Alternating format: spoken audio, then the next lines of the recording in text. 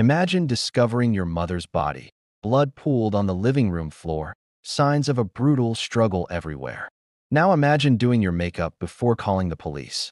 Then, hours later, standing in front of television cameras wearing the exact same distinctive coat caught on your mother's doorbell camera during the murder. And smiling. That signature news anchor smile. This isn't fiction. This is the story of Sarah Valet, a trusted evening news anchor who became the story she'd spent years reporting. A woman so consumed by her on-camera persona that the line between performing grief and feeling it had vanished entirely. By the time detectives sat across from her in that interrogation room, they realized they weren't just dealing with a killer. They were facing someone who'd literally lost the ability to tell where the performance ended and reality began. Welcome to one of the most psychologically disturbing murder cases in modern true crime history. Before we dive into this chilling case, if you're fascinated by true crime stories that explore the darkest corners of human psychology, hit that like button and subscribe. We're building a community of people who want to understand not just what happened, but why. Share this with someone who loves deep dive documentaries, and drop a comment telling us where you're watching from. Now, let's uncover the truth. Austin, Texas has always been a city of dreamers and performers. From the live music scene that pulses through 6th Street to the tech entrepreneurs reinventing industries in gleaming downtown towers, it's a place where image matters, where presentation can make or break a career, where the line between authenticity and performance blurs in the Texas heat. And nowhere was that truth more evident than in the polished studios of local television news, where anchors became household names, trusted voices that filtered the chaos of the world into digestible evening segments between weather updates and commercial breaks. In this world of carefully styled hair, precision lighting, and scripted spontaneity, Sarah Valet wasn't just successful. She was exceptional. By her early 30s, she'd become one of Austin's most recognizable faces, the evening news anchor at KTXA who delivered breaking stories with just the right blend of authority and warmth, whose smile could transition seamlessly from covering a tragic house fire to introducing a heartwarming pet adoption segment. Viewers trusted her. They invited her into their homes every night at 6 and 10. They felt like they knew her, this poised young woman with the honey blonde hair and the reassuring presence that suggested everything, no matter how chaotic the news cycle, would somehow be okay. But here's what those viewers didn't know, what they couldn't see behind the professional makeup and the practiced expressions.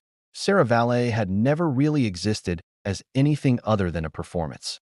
From the age of 17, when her mother Shannon first pushed her in front of a camera, Sarah had been molded, shaped, and polished into a product designed for maximum audience appeal.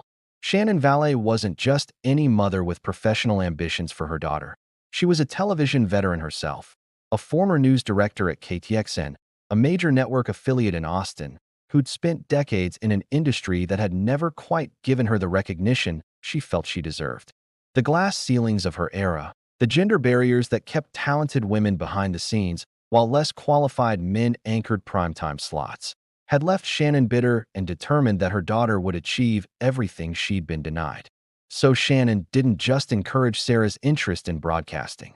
She engineered it, controlled it, and micromanaged every single aspect of her daughter's development with the precision of a military campaign and the ruthlessness of a stage mother who'd found her ultimate project. The Valet household, according to those who knew them, wasn't a home in any traditional sense. It was a training facility. The dining room table became a diction practice station where Sarah would repeat phrases until her delivery met Shannon's exacting standards. Breakfast wasn't family time. It was vocal exercise sessions designed to develop the rich, authoritative tone that would eventually become Sarah's professional trademark. Shopping trips weren't about teenage self-expression. They were strategic wardrobe consultations where Shannon selected every item based on how it would read on camera, what demographic it would appeal to, what message it would send to station managers and viewers alike. Friends from Sarah's teenage years, the few she'd been allowed to maintain, would later describe an unsettling dynamic where Shannon seemed to view her daughter not as a person but as a project, not as a child, but as an extension of her own thwarted ambitions. One former classmate recalled visiting the Valet home and finding Shannon timing Sarah's responses to practice interview questions with a stopwatch, criticizing not just the content of her answers, but the exact angle of her head tilt, the precise duration of her pauses, the micro-expressions that flashed across her face before she settled into her prepared response. By the time Sarah graduated high school, she'd already been working in television for a year, secured through Shannon's industry connections, and positioned as a fresh young talent worth developing. But this wasn't a story of a supportive mother helping her daughter pursue her dreams. This was something darker, something more consuming. Shannon didn't just open doors for Sarah. She walked through them with her, controlled which opportunities she accepted, scripted her responses in job interviews, and leveraged her own reputation to ensure her daughter received preferential treatment that other aspiring journalists had to earn through years of grinding work. The local television industry in Austin was small enough that everyone knew the Valet dynamic, and while some found it troubling, others simply accepted it as the cost of Shannon's cooperation when they needed her expertise or connections. After all, Sarah was talented. There was no denying that. Whether that talent was authentic or manufactured through years of intensive training became almost irrelevant when viewers responded so positively to her on-air presence. As Sarah moved through her 20s, advancing from weekend weather segments to fill-in anchor positions and finally landing the coveted evening news co-anchor role at KTXA, the control Shannon exercised should have diminished. Adult children separate from their parents, establish independence, develop their own identities beyond the households that shaped them. But that natural separation never happened for Sarah Valet. Shannon remained omnipresent, attending Sarah's work meetings when she could, calling the station manager with feedback on her daughter's performance, showing up at the studio to supervise wardrobe choices and makeup application. Former colleagues would describe the bizarre dynamic with a mixture of amusement and discomfort. Here was Sarah, a successful professional in her 30s, still being micromanaged by her mother as if she were a teenager getting ready for prom. But what really troubled some of those who worked closely with Sarah wasn't just the control Shannon exercised. It was how completely Sarah seemed to have internalized it, how she appeared to have no authentic personality separate from the on-camera persona her mother had spent years constructing. One camera operator who worked with Sarah for 5 years would later tell investigators something that sent chills through the courtroom during her trial. "I never saw Sarah break character. Not once. Even in the moments between takes, when other anchors would relax, joke around, drop the professional mask, and just be human for a few seconds, Sarah stayed in performance mode. It was like she didn't know how to turn it off, or maybe there was nothing underneath to turn back on. She'd maintain that perfect posture, that composed expression, even when she was just sitting there waiting for the teleprompter to be fixed. It was unsettling, honestly, like working with someone who was more hologram than human. This observation, dismissed at the time as just the quirks of a particularly dedicated professional, would take on sinister significance once investigators began piecing together the psychological profile of a woman who could murder her mother and then appear on camera hours later wearing the same distinctive coat captured at the crime scene, smiling that practiced smile as if nothing had happened.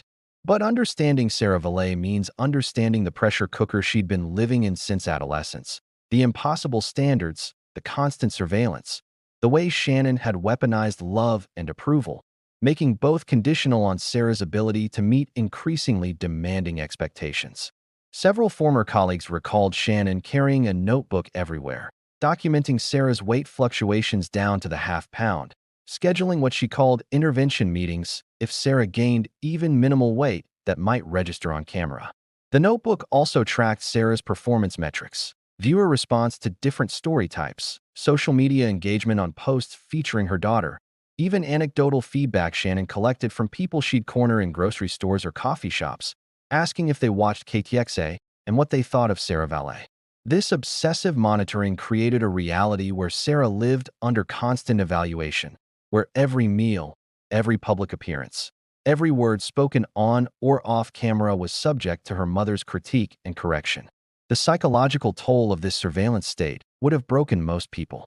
And in many ways, it did break Sarah, just not in the obvious ways one might expect. She didn't rebel, didn't have public breakdowns, didn't develop eating disorders or substance abuse problems that might have signaled her distress to the outside world. Instead, something more insidious happened. Sarah's authentic self, whatever personality and preferences and emotional life might have existed beneath the constructed persona, simply dissolved. The performance became total. The mask became the face. And by her early 30s, when most people have developed a solid sense of who they are beyond their professional roles, Sarah Valet existed only as the character her mother had created: poised, professional, emotionally controlled, always camera-ready, always performing. Those who knew both women would later struggle to articulate the relationship's true nature. It wasn't traditional abuse in the way most people understood the term. Shannon never hit Sarah, never screamed at her, or called her worthless. The control was more subtle, exercised through praise that was always conditional, love that was always contingent on performance, approval that was always just out of reach no matter how perfectly Sarah executed her mother's instructions. What made this dynamic particularly toxic was how it had been normalized within the local television industry. Because Shannon had been a respected news director, because Sarah was demonstrably successful, because the end result, a talented young anchor with a growing fan base, seemed to justify the means, few people questioned whether what they were witnessing was healthy or sustainable. The culture of television news itself, with its emphasis on image management and performance, provided perfect camouflage for a relationship that was slowly destroying Sarah's ability to function as an autonomous human being. And as Sarah approached her mid-30s, that carefully constructed image began to face pressures that would eventually lead to murder. The television industry, particularly for women, has brutal demographics. The youthful anchor role that Shannon had crafted for her daughter had a shelf life, and Sarah was approaching its expiration date. Station managers were already making comments about refreshing the evening lineup, code words everyone in the industry understood meant bringing in younger talent.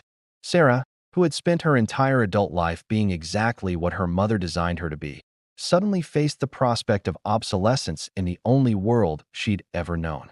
And Shannon, watching her creation begin to age out of marketability, responded not with maternal comfort or encouragement to develop other skills, but with panic and intensified pressure to maintain the impossible, to stay perpetually young, perpetually perfect, perpetually marketable in an industry that discards women the moment they show signs of aging.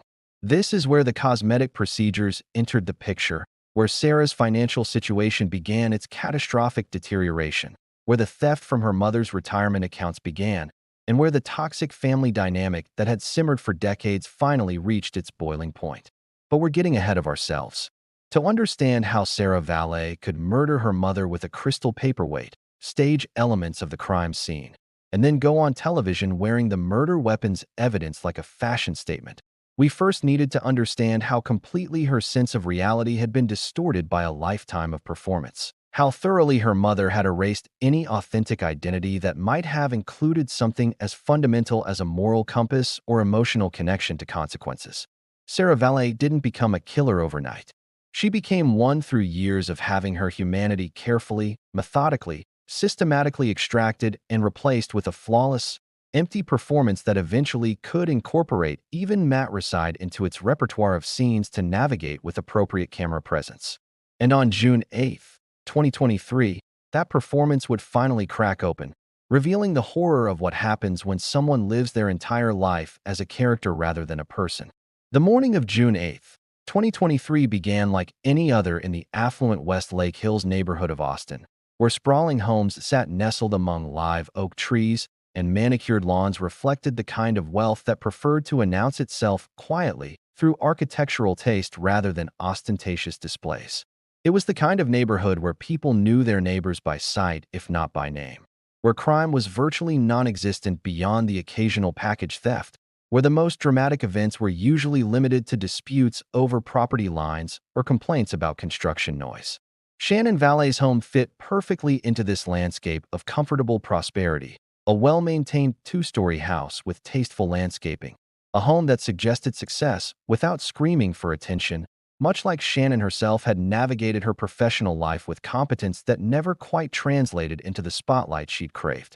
The house had been her sanctuary since the divorce from Sarah's father 15 years earlier, the place where she'd rebuilt her life after leaving the daily grind of television news management, where she'd settled into what should have been a peaceful retirement funded by careful investments and a generous pension from her decades in the industry. But on this particular Thursday morning, Shannon Valet's home became something else entirely, a crime scene that would shatter the neighborhood's tranquility and launch an investigation into one of the most psychologically disturbing murders Austin had ever witnessed. The 911 call came in at 7:43 a.m., and the voice on the recording would later be analyzed by prosecutors, played for juries, and studied by forensic psychologists trying to understand what genuine shock sounds like versus what performed shock sounds like when delivered by someone trained in emotional presentation. "I need help. I need police and ambulance. My mother, she's not moving. There's so much blood." Sarah Valet's voice came through with what the dispatcher noted as unusual clarity for someone reporting a violent death, each word articulated with professional precision despite the supposedly traumatic circumstances. The dispatcher, a veteran with 12 years of experience fielding emergency calls ranging from heart attacks to home invasions, would later testify that something about the call felt off, though she couldn't quite articulate what bothered her at the time. Sarah provided her location with the efficiency of someone reading from a script, answered questions about whether the victim was breathing with responses that seemed almost detached from the horror they described, and when asked if she could see any obvious injuries, replied with clinical accuracy about multiple head wounds and what appears to be defensive injuries on the arms, using terminology more common to medical professionals or crime reporters than traumatized family members. Discovering murdered loved ones. The first patrol officers arrived at Shannon Valet's home within 8 minutes of the 911 call, pulling up to find Sarah standing on the front porch, phone still in hand. And here's where the strangeness of the situation became impossible to ignore. Officer Marcus Chun, who'd been first on scene for dozens of violent deaths during his career, immediately noticed details that didn't align with his experience of how people typically behaved after discovering murdered family members. Sarah's appearance was immaculate. Hair styled in the signature wave she wore for her evening broadcasts, makeup applied with professional precision, including the subtle contouring that reads well on camera but looks slightly overdone in person, wearing designer athletic wear that appeared freshly laundered rather than thrown on in panic. She wasn't crying, wasn't shaking, wasn't displaying any of the physical manifestations of shock and trauma that Chun had come to expect from family members in these horrific situations. Instead, she stood with perfect posture, one hand resting on the porch railing in a pose that Chun would later realize resembled the stance Sarah often took when doing stand-up reports from crime scenes or accident locations. That professional broadcaster position that suggested gravitas and controlled concern without appearing emotionally overwhelmed. When Chun asked Sarah to explain what happened, she launched into an account that had the structured narrative flow of a news report rather than the fragmented, traumatized recollections typical of someone who'd just discovered a parent's brutalized body. "I arrived approximately 20 minutes ago after my mother failed to answer multiple phone calls this morning, which was unusual for her as she's typically very responsive," Sarah explained, using formal language and complete sentences that felt rehearsed despite the supposedly spontaneous circumstances. "I have a key to the residence and let myself in through the front door. I immediately noticed items out of place in the living room and called out for my mother. When she didn't respond, I proceeded further into the house and discovered her on the living room floor in the condition you'll find her. I checked for a pulse, found none, and immediately called 911 without disturbing the scene further, as I'm aware of the importance of preserving evidence." This recitation, delivered with the calm authority of someone reporting on a crime rather than someone who'd just lived through finding their murdered mother, set off alarm bells for Chun, though protocol required him to first secure the scene and verify the victim's condition before addressing his concerns about the reporting daughter's bizarre demeanor. Chun and his partner entered the home, while Sarah remained on the porch under the supervision of a third officer who'd arrived as backup, and what they found inside confirmed that this was indeed a homicide scene requiring immediate escalation to the Austin Police Department's homicide unit. Shannon Valet lay sprawled across her living room floor between the sofa and coffee table, her body positioned in a way that suggested she'd been trying to escape toward the front door when the final blows struck her down. The violence of the attack was immediately apparent. Shannon's head showed multiple impact wounds. Blood had pooled beneath her and splattered across nearby furniture, and her arms bore the defensive wounds that indicated she'd fought desperately against her attacker, tried to protect herself from the blows raining down, struggled for her life in the final terrifying moments before death. A crystal paperweight, heavy and ornate, lay several feet from the body, its surface stained with blood and hair, shattered on one side from the force of impact against skull bone. Papers were scattered across the floor. Shannon's laptop sat open on the coffee table with the screen dark, and the overall scene suggested a confrontation that had started near the home office, visible through an adjacent doorway, and escalated into the living room, where Shannon had made her final desperate attempt to reach the door, to escape, to get help that would arrive far too late. The medical examiner would later determine that Shannon had been dead for approximately 12 hours before the 911 call, placing the time of death somewhere around 3:15 to 3:30 in the morning, during those dark pre-dawn hours when the neighborhood slept and whatever horror unfolded in Shannon Valet's home went unwitnessed and uninterrupted. But while Chun and the crime scene investigators began their methodical documentation of the murder scene, photographing evidence, collecting samples, mapping blood spatter patterns that would later help reconstruct the attack, the real story of this case was unfolding on the front porch, where Sarah Valet waited with the kind of composure that would eventually become the most damning evidence against her. The supervising officer, Detective Linda Morrison, who'd been called to the scene to begin preliminary witness interviews, approached Sarah with the standard questions asked of family members who discover bodies. What time did you arrive? Did you notice anything unusual about the property when you approached? Have you touched or moved anything inside the house? When did you last speak with the victim? And Sarah answered each question with professional clarity, maintaining eye contact, sitting with perfect posture on the porch steps, occasionally checking her reflection in her phone's camera. That last detail, the phone camera checking, would appear in Morrison's initial report as a significant observation about Sarah's priorities and mental state. Here was a woman who'd just discovered her mother beaten to death, who'd been sitting with that knowledge for the 20 minutes since her 911 call, waiting for police, waiting for the nightmare to be processed and documented, and she was using that time not to pray, not to cry, not to call other family members or friends for support, but to check her appearance in her phone camera, to ensure her makeup hadn't smudged, to verify that her hair maintained its camera-ready perfection.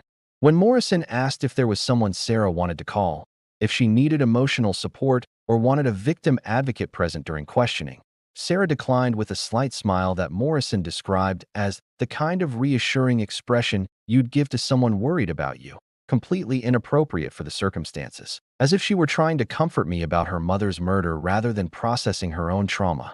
This inversion of expected emotional responses, this performance of composure when authentic human emotion would demand grief, shock, or at minimum visible distress, marked the beginning of Detective David Anderson's involvement in a case that would challenge everything he thought he understood about criminal psychology and human behavior in the aftermath of violence.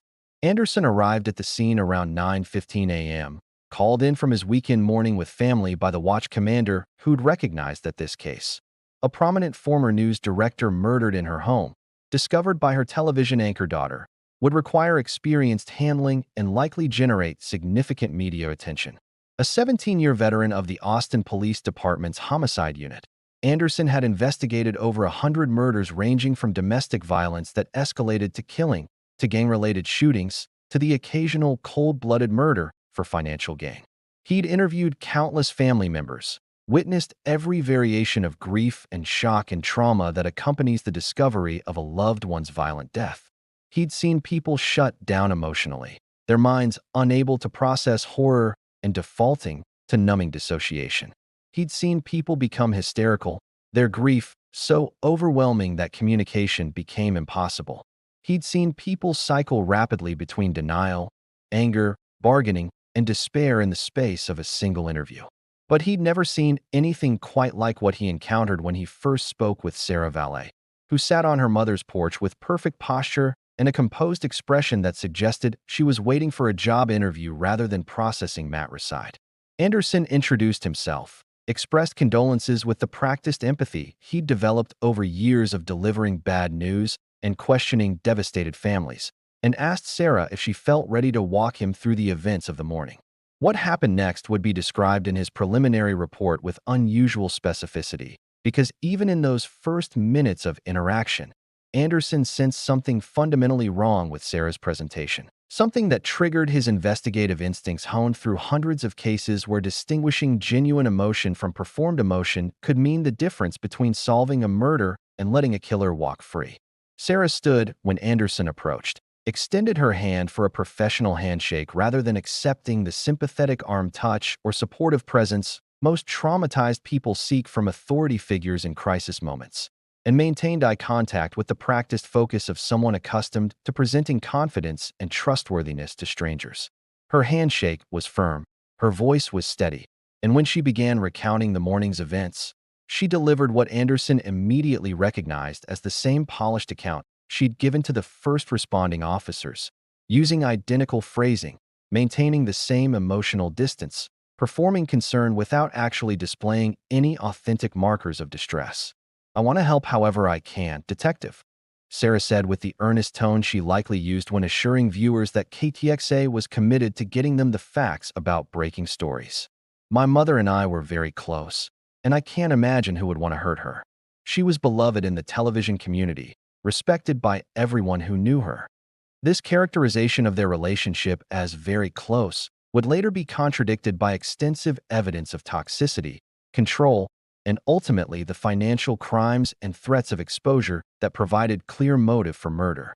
But in that moment, on Shannon Valet's porch with crime scene technicians processing evidence inside and the neighborhood beginning to stir with curiosity about the police presence, Anderson simply noted Sarah's language choices, her emotional presentation, and the nagging sense that he wasn't talking to a grieving daughter, but rather to someone playing the role of grieving daughter with the skill of a professional performer who'd spent years mastering the art of presenting authentic seeming emotion for cameras.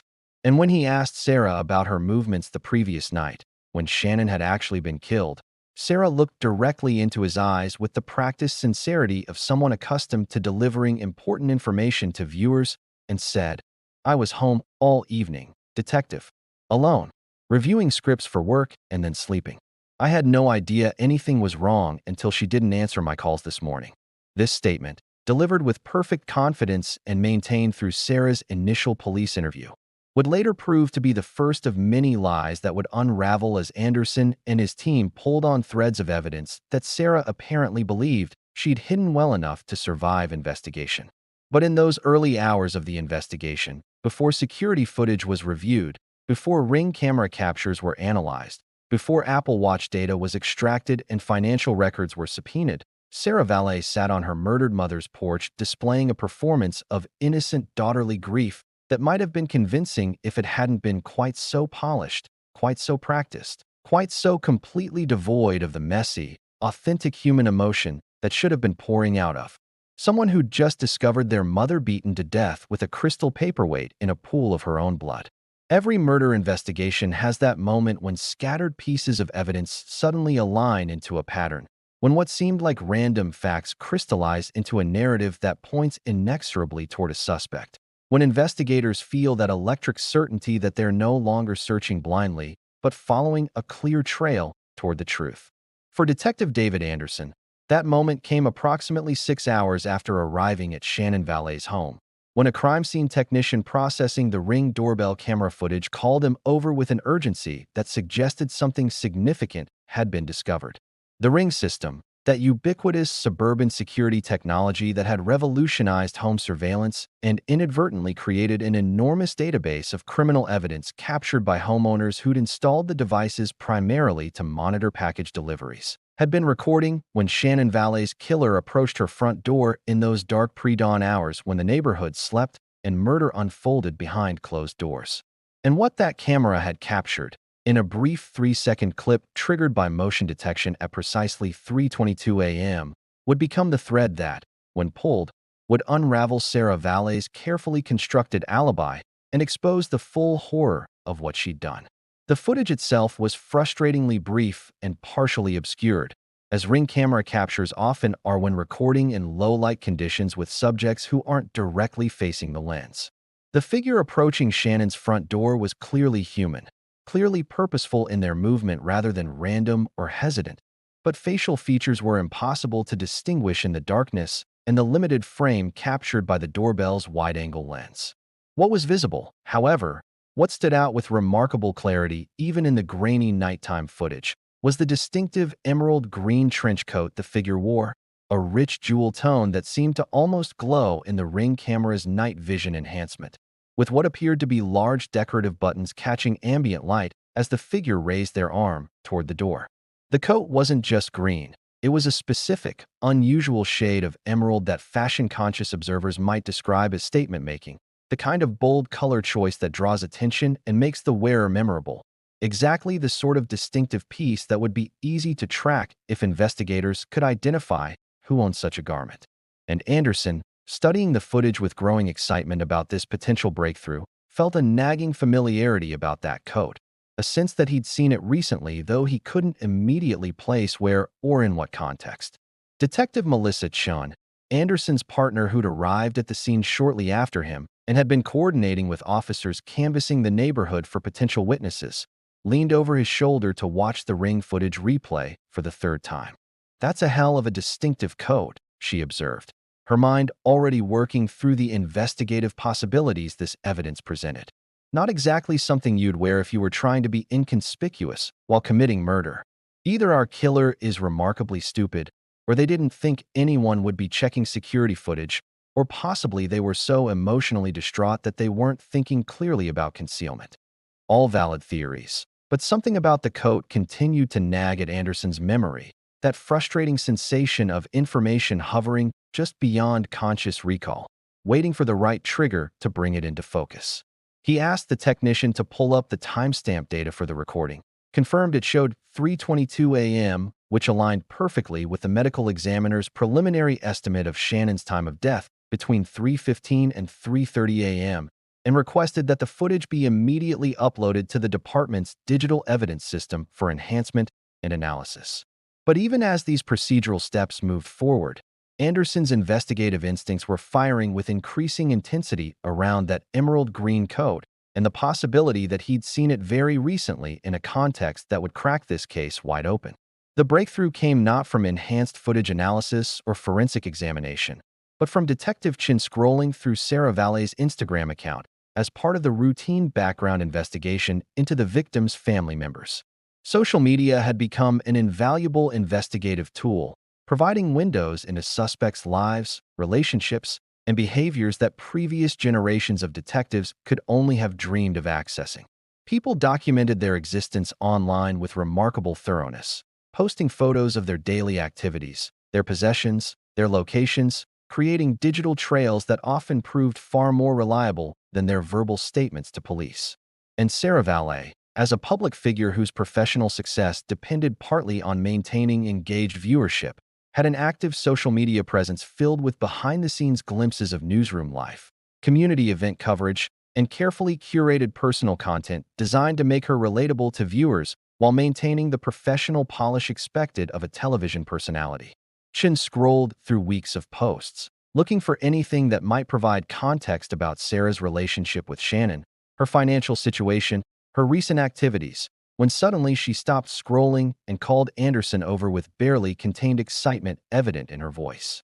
"Look at this," Chin said, turning her phone screen toward Anderson to display an Instagram post from 3 weeks earlier showing Sarah posing in the KTXA studio, one hand resting casually on the news desk, her signature smile beaming at the camera, wearing what appeared to be the exact same emerald green trench coat captured in Shannon's Ring doorbell footage.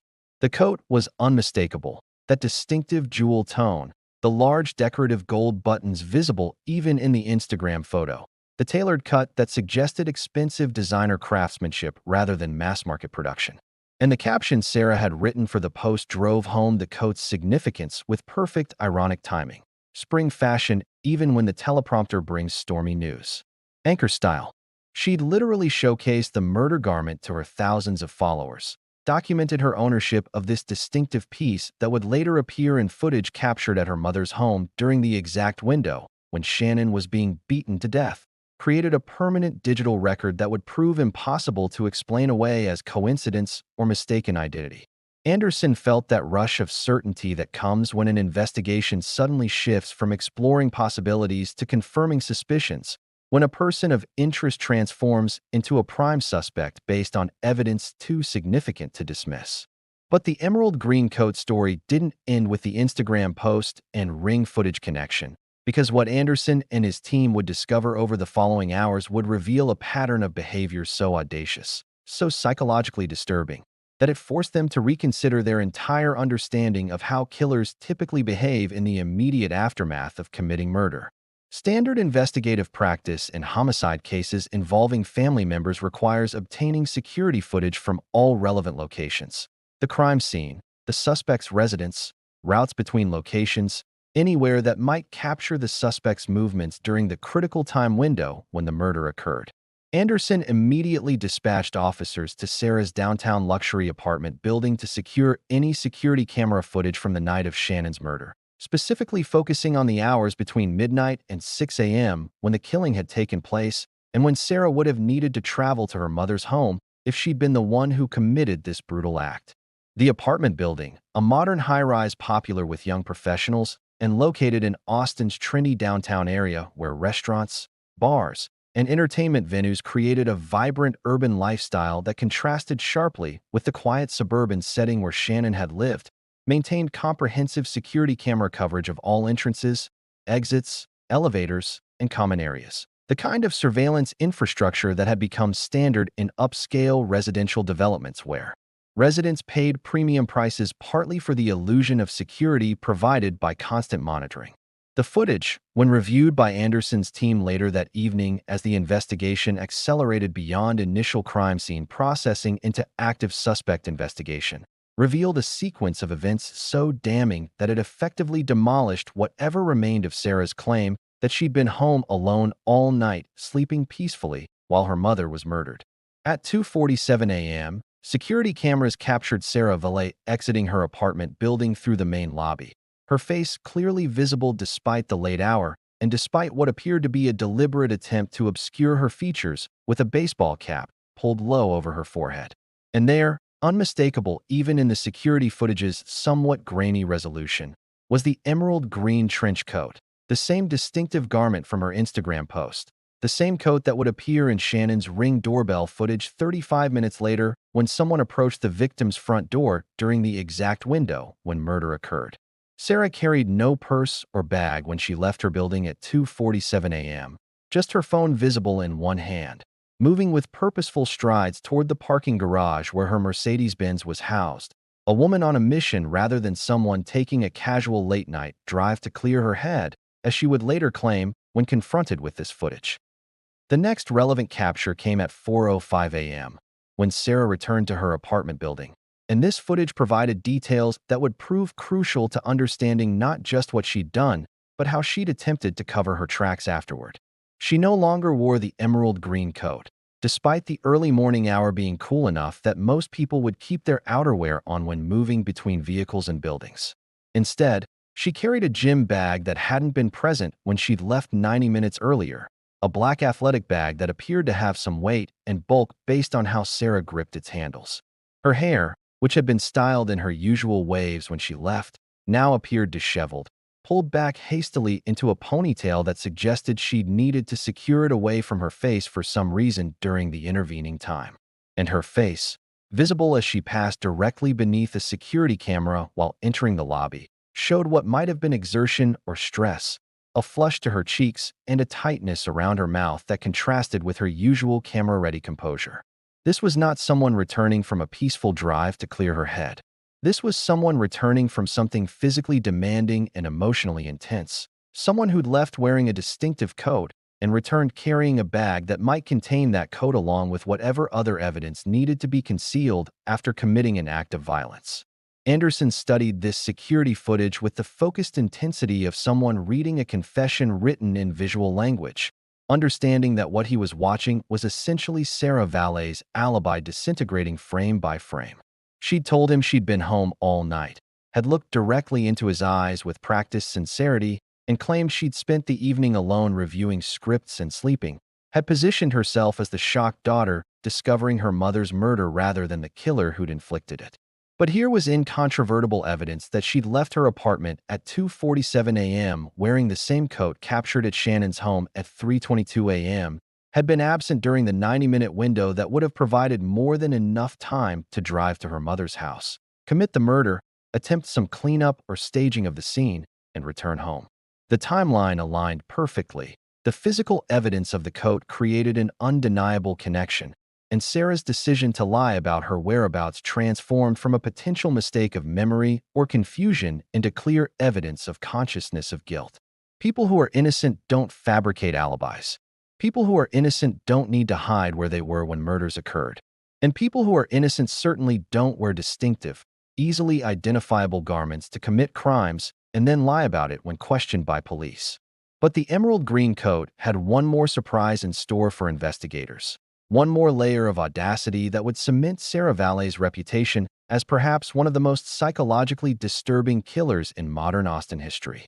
As Anderson's team continued processing evidence and building their case against Sarah, someone thought to check whether KTXA had recorded their evening broadcast from June 8th, the day Shannon's body was discovered, the day Sarah had called 911 and given her initial statement to police, the day she'd presumably been processing the trauma of finding her mother beaten to death. Television stations maintain archives of their broadcasts for regulatory compliance and potential future reference, and KTXA was no exception, meaning that every newscast Sarah Valet had anchored was preserved in high-definition clarity for anyone who wanted to review it. And what those broadcasts revealed, when Anderson sat down to watch them with growing disbelief later that evening, was something that seemed almost impossible to comprehend from a psychological standpoint. Sarah Valet had gone on air that very evening, mere hours after discovering her mother's body, and had anchored the 6 o'clock news wearing the exact same emerald green trench coat captured in the ring footage from the murder scene. There she was in high-definition clarity, sitting at the anchor desk with her co-host, delivering the evening's top stories with her practiced blend of authority and warmth, wearing the physical evidence of her crime like a fashion statement, smiling into the camera with that signature expression viewers had come to trust and associate with reliable news delivery. The coat's distinctive gold buttons were clearly visible, catching the studio lighting as Sarah gestured while discussing a local charity event, the emerald fabric draping elegantly across her shoulders as she transitioned between story segments with the smooth professionalism that had made her an audience favorite. And at no point during that broadcast, at no moment in the 30 minutes of anchoring she performed that evening, did Sarah display any visible sign of emotional distress, grief, or trauma that might suggest she'd discovered her mother's murdered body just hours earlier.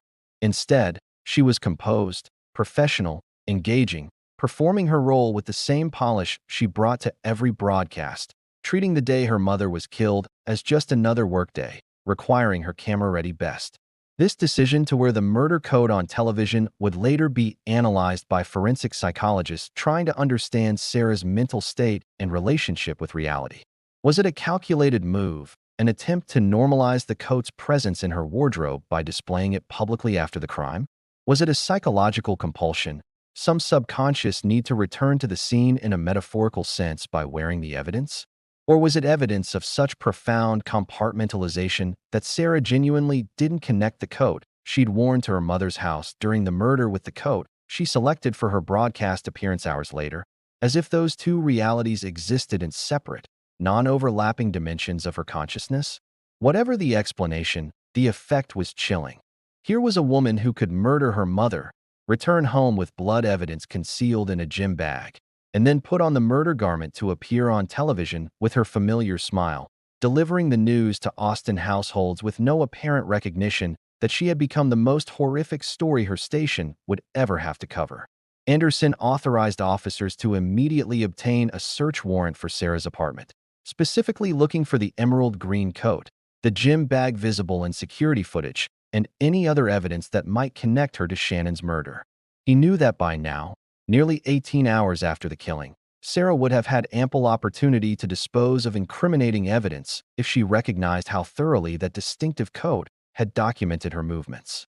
But he also suspected, based on her decision to wear it on television, that Sarah's psychological relationship with reality might be distorted enough that she didn't fully grasp how damning that coat had become, didn't understand that what she might have viewed as simply a favorite wardrobe piece had transformed into the physical evidence that would help convict her of matricide. And as the investigation accelerated from routine family member questioning into full-scale homicide prosecution, that emerald green coat stood at the center of everything, a single distinctive garment that connected Sarah Valet to her mother's home at the exact moment of murder, that documented her lies about being home all night, And that revealed through its television appearance just how profoundly disconnected Sarah had become from the reality of what she'd done and the consequences that were rapidly closing in around her carefully constructed but fundamentally hollow life. Behind every murder lies a motive. And while television crime dramas often focus on dramatic confrontations or sudden explosions of rage, experienced homicide detectives know that most killings are preceded by long, slow buildups of pressure where financial desperation, exposed secrets, and threats to carefully constructed identities create circumstances where violence becomes, in the killer's distorted thinking, the only viable solution to problems that normal people would address through honest conversation, therapy, or simply accepting consequences. Detective David Anderson had seen this pattern countless times. The spouse who kills rather than face divorce and financial ruin. The business partner who murders rather than admit fraud. The child who eliminates a parent rather than acknowledge addiction or theft. And as his team began excavating the financial and personal histories of both Shannon and Sarah Valet, what emerged was a classic pressure cooker scenario where mounting desperation, impossible to maintain lies, and the imminent threat of exposure had created conditions where Sarah apparently concluded that her mother's death was preferable to her own public humiliation and professional destruction. The question wasn't whether motive existed. It was which of the multiple compelling motives had tipped Sarah from criminal deception into homicidal violence. The financial investigation began with standard procedures, subpoenaing bank records for both victim and suspect, reviewing credit card statements, examining investment accounts, searching for unusual transactions or patterns that might illuminate the relationship between Shannon and Sarah beyond what they presented to the outside world. What those records revealed was a tale of two wildly different financial realities existing side by side within a family where appearances had always mattered more than authenticity. Shannon Valet, the responsible and cautious former news director, had built a comfortable retirement through decades of careful saving, maxing out her 401k contributions throughout her career, making conservative investments that grew steadily, if unspectacularly, and living within her means in a paid-off home that represented the tangible security she'd worked her entire adult life to achieve. Her bank statements showed the regular patterns of someone managing money responsibly. Modest monthly expenditures for utilities, groceries, and occasional entertainment, quarterly distributions from investment accounts providing supplemental income beyond her pension, a lifestyle that was comfortable without being extravagant, secure without being flashy. This was the financial profile of someone who could, and should, have been enjoying a peaceful retirement free from money worries, someone who'd earned the right to relax after years of managing the stress and demands of television news management. Sarah's financial situation, by contrast, painted a portrait of someone living catastrophically beyond their means, someone whose spending habits bore no relationship whatsoever to their actual income, someone who'd apparently convinced themselves that image and appearance were worth any price even if that price meant financial ruin. As an evening news anchor at a mid-market television station, Sarah earned approximately $87,000 annually, a respectable salary that would allow for comfortable living in Austin if managed responsibly, but nowhere near sufficient to support the lifestyle Sarah had constructed for herself. Her bank statements revealed monthly rent of $4,500 for her downtown luxury apartment, far exceeding the recommended 30% of income that financial advisors suggest allocating to housing costs. Her Mercedes-Benz GLE Coupe, with lease payments of $850 monthly, represented transportation costs that alone consumed more than 10% of her pre-tax income. And those were just the fixed costs before considering the credit card statements that showed a spending pattern so reckless that forensic accountants analyzing the records couldn't understand how Sarah had maintained this charade for as long as she had, without facing bankruptcy or criminal charges. Designer clothing purchases from Neiman Marcus, Nordstrom, and local boutiques specializing in the kind of upscale wardrobe appropriate for on-camera professionals appeared on Sarah's credit cards with disturbing frequency. $1,200 for a single blouse, $3,000 for a dress, $800 for shoes. Amounts that individually represented significant percentages of her monthly after-tax income, yet appeared repeatedly across multiple credit cards that Sarah rotated through like someone playing a desperate shell game with debt. Regular appointments at Austin's most expensive salon for color treatments, styling, and hair extensions cost upward of $600 per visit, occurring bi-weekly with machine-like regularity because Sarah's television career demanded maintaining the honey blonde waves that had become part of her recognizable on-air identity. Medical spa treatments, including facials, chemical peels, Botox injections, and various other cosmetic maintenance procedures, added another $800 to $1,500 monthly. Expenses that Sarah apparently considered non-negotiable investments in maintaining the youthful appearance that her mother had convinced her was essential to career survival in the brutally ageist television industry. When forensic accountants tallied Sarah's regular monthly expenses, including these appearance maintenance costs alongside housing, transportation, dining at upscale restaurants, and various subscription services, they arrived at a figure exceeding $9,000, more than she earned after taxes, creating a mathematical impossibility that could only be sustained through accumulating debt or finding additional income sources. And Sarah had indeed found additional income sources, those sources that would ultimately contribute to her motive for murder rather than solving her financial problems. The credit card analysis revealed that despite this crushing monthly overhead, Sarah somehow maintained minimum payments and avoided defaulting on her obligations, at least until recently, when several cards had begun carrying balances dangerously close to their limits. The money sustaining this impossible lifestyle had to be coming from somewhere, and investigators soon discovered where: Shannon Valet's retirement accounts, systematically drained through forged signatures and unauthorized withdrawals that represented one of the oldest and most common forms of family financial abuse. When detectives obtained Shannon's complete banking history and cross-referenced it against Sarah's spending patterns, the theft became obvious and extensive. Over the previous 18 months, Shannon's retirement accounts had been depleted by $187,432 through a series of withdrawals and transfers, each accomplished through paperwork bearing Shannon's signature, but executed in a manner that suggested the account holder wasn't actually authorizing these transactions. Shannon had discovered the theft. That much became clear when investigators examined her personal files and computer records.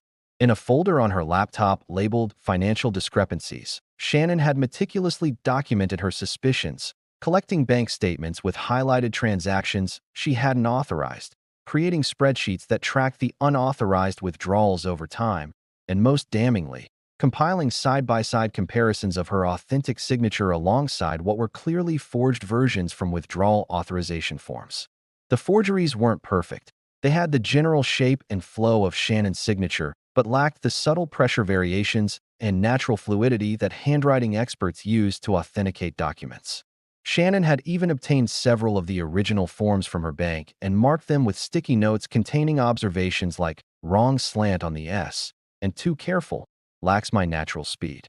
She'd been building a case, assembling evidence not just for her own understanding, but as if preparing for legal action, documentation that would be needed to report fraud to authorities or potentially pursue criminal charges against whoever had been stealing her retirement savings. The most chilling discovery came in the form of a sticky note attached to one particularly large withdrawal form for $25,000, bearing Shannon's handwriting with a simple notation: "Confronted Sarah. Denied everything. Check signature." This evidence of direct confrontation between mother and daughter over the theft provided a clear timeline for when their relationship had shifted from merely toxic to potentially dangerous. Shannon knew. Sarah knew that Shannon knew. And rather than confessing, apologizing, or facing the consequences of her crimes, Sarah had denied everything despite being confronted with documentation that clearly established her guilt. For someone with Sarah's psychological profile, someone who'd spent her entire adult life maintaining carefully constructed images and whose career depended on public trust and reputation, Shannon's possession of this evidence represented an existential threat. If Shannon went to the police, or even just to Sarah's employer with proof that their evening news anchor was stealing from her own mother, forging documents, and committing felony financial fraud, Sarah's career would be finished, her reputation destroyed, her carefully cultivated public image shattered beyond any possibility of repair. But the stolen money, while providing substantial motive for murder, represented only part of the secret life Sarah had been desperately concealing from both her mother and the viewing public that trusted her as a professional journalist. The investigation into Sarah's online activities uncovered something that would have been equally devastating to her career if exposed: an active OnlyFans account operating under the username Anchor After Hours, where Sarah had been posting sexually suggestive content that explicitly leveraged her television news persona for commercial purposes. The account, which had been running for approximately 14 months according to subscription records, featured Sarah in various states of undress, sometimes wearing elements of her professional news wardrobe in compromising contexts, occasionally filming content in what appeared to be the KTXA studio during off hours, creating scenarios that combined professional authority with sexual suggestiveness in ways specifically designed to appeal to viewers who developed parasocial relationships. With her news anchor persona, the account had accumulated over 3,000 subscribers paying monthly fees that generated approximately $4,000 to $6,000 in additional monthly income for Sarah, money that helped bridge the gap between her salary and her spending, but which came at enormous professional risk. Television news anchors, particularly those working for traditional network affiliates like KTXA, operate under strict morals clauses in their employment contracts that give stations broad authority to terminate personalities whose off-air behavior might damage the station's reputation or credibility. An anchor monetizing her professional image through sexually explicit content would almost certainly trigger such a clause, resulting in immediate termination and likely ensuring Sarah would never work in broadcast journalism again. More than just a firing, exposure of the OnlyFans account would transform Sarah from respected news professional into tabloid punchline, internet meme, cautionary tale about the dangers of social media and the corrosive effects of attention-seeking behavior. For someone whose entire identity had been constructed around being a trusted, respectable, camera-ready news anchor, whose mother had spent decades cultivating that exact image, this exposure would represent a psychological devastation potentially worse than the financial and legal consequences. And Shannon had discovered this secret too. Investigators found evidence on Shannon's computer that she'd somehow learned about the OnlyFans account, possibly through screenshots sent by a concerned former colleague who'd stumbled across it, or perhaps through her own investigation once she began suspecting Sarah was generating income from undisclosed sources. The draft email recovered from Shannon's laptop, addressed to KTXA's station manager but never sent, laid out both the financial fraud and the secret OnlyFans account in clinical detail, providing login credentials for the latter and documentation of the former, building a case that would have destroyed Sarah professionally while potentially shielding Shannon from accusations of being a vindictive or unstable former employee. The email's tone was reluctant but firm, positioning Shannon as someone who'd tried to handle the situation privately, who'd given Sarah opportunities to come clean and seek help, but who felt compelled by professional ethics and concern for the station's reputation to bring these serious issues to management's attention. The final paragraph of the draft email revealed Shannon's ultimatum. "I've given Sarah until the end of this week to voluntarily disclose these activities to your office and arrange for appropriate treatment and restitution. If she fails to do so, I will have no choice but to provide you with this documentation and trust that you'll take appropriate action." That deadline, mentioned in the email drafted just 3 days before Shannon's murder, created an impossible situation for Sarah. She couldn't confess to stealing nearly $200,000 from her mother without facing criminal prosecution. She couldn't acknowledge the OnlyFans account without ending her broadcasting career. She couldn't allow her mother to expose either secret without suffering consequences that would demolish the carefully constructed image that represented her entire identity. And based on the timeline investigators reconstructed, Shannon's deadline was rapidly approaching. By the night of June 7th, when Sarah left her apartment at 2:47 a.m. wearing that emerald green coat, she had perhaps 24 hours remaining before her mother planned to destroy her life by revealing truths that Sarah had desperately tried to keep hidden behind the polished veneer of professional success and camera-ready composure. But the financial crimes and secret online activities still didn't represent the full scope of Sarah's hidden life or the mounting pressures that contributed to her apparent decision that matricide was preferable to exposure. The investigation uncovered yet another layer of deception that helped explain where Shannon's stolen money had actually gone and why Sarah had been so desperate to maintain appearances even at the cost of criminal behavior and ultimately violence.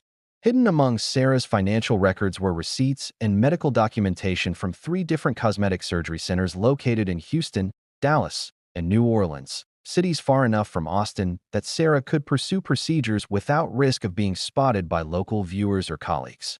Over the previous 2 years, Sarah had undergone rhinoplasty to refine her nose shape, liposuction targeting multiple body areas, cheek implant surgery to enhance facial definition, and numerous smaller procedures, including chin augmentation and eyelid surgery, all designed to maintain or enhance the youthful, attractive appearance that her mother had convinced her was essential to television success, and that Sarah herself had come to believe represented her entire value as a human being. The combined cost of these procedures, documented through medical billing statements and prescription records for recovery medications, exceeded $113,000, accounting for more than half of the money Sarah had stolen from Shannon's retirement accounts. Some of the surgeries had been relatively minor and healed quickly enough that Sarah could disguise the recovery as vacation time or special assignment travel. Others had required weeks of healing during which Sarah had worn scarves, hats, and heavy makeup to conceal surgical evidence while maintaining her on-air schedule, apparently unwilling to take extended time off that might raise questions about her commitment or allow younger potential replacements to gain viewer favor during her absence. Medical notes from one of the surgeons revealed concerning patterns. The doctor had documented that Sarah showed signs of body dysmorphic disorder and recommended she seek psychiatric evaluation before pursuing any additional procedures, advice Sarah had apparently ignored by simply finding different surgeons willing to perform the work without requiring psychological clearance.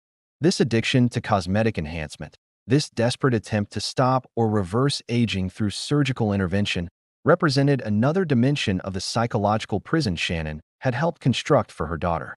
By convincing Sarah from adolescence that her appearance was her primary asset, that professional success depended entirely on maintaining specific physical standards, that aging represented an existential threat to her career and therefore her identity, Shannon had created a situation where Sarah felt compelled to pursue increasingly extreme measures to preserve what she'd been taught was her only source of value.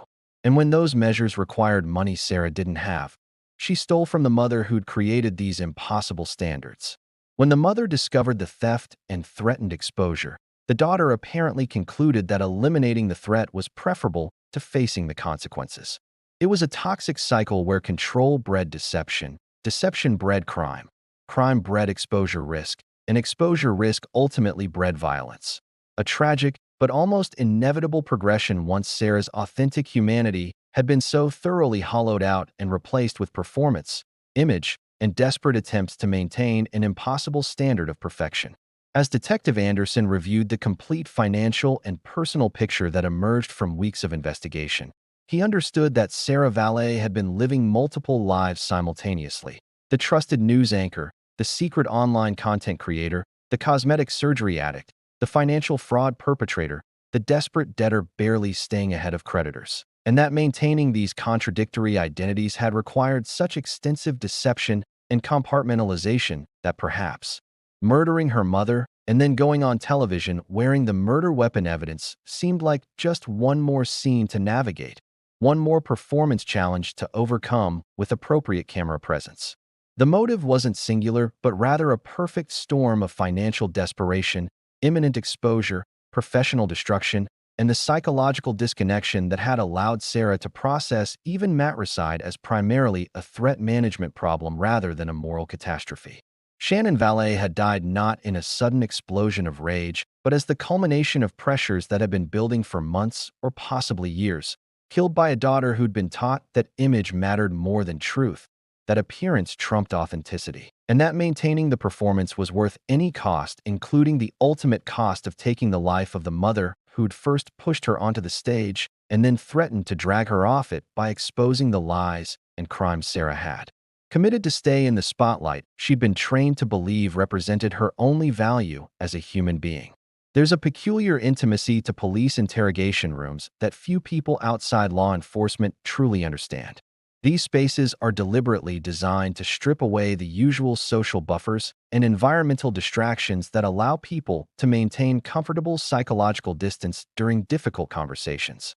The rooms are small, windowless, furnished with uncomfortable chairs bolted to floors so they can't be moved or thrown, illuminated by harsh fluorescent lighting that casts unflattering shadows and makes everyone look slightly ill, and equipped with recording equipment whose presence serves as a constant reminder that every word, every gesture, every micro-expression is being captured for potential use in court proceedings.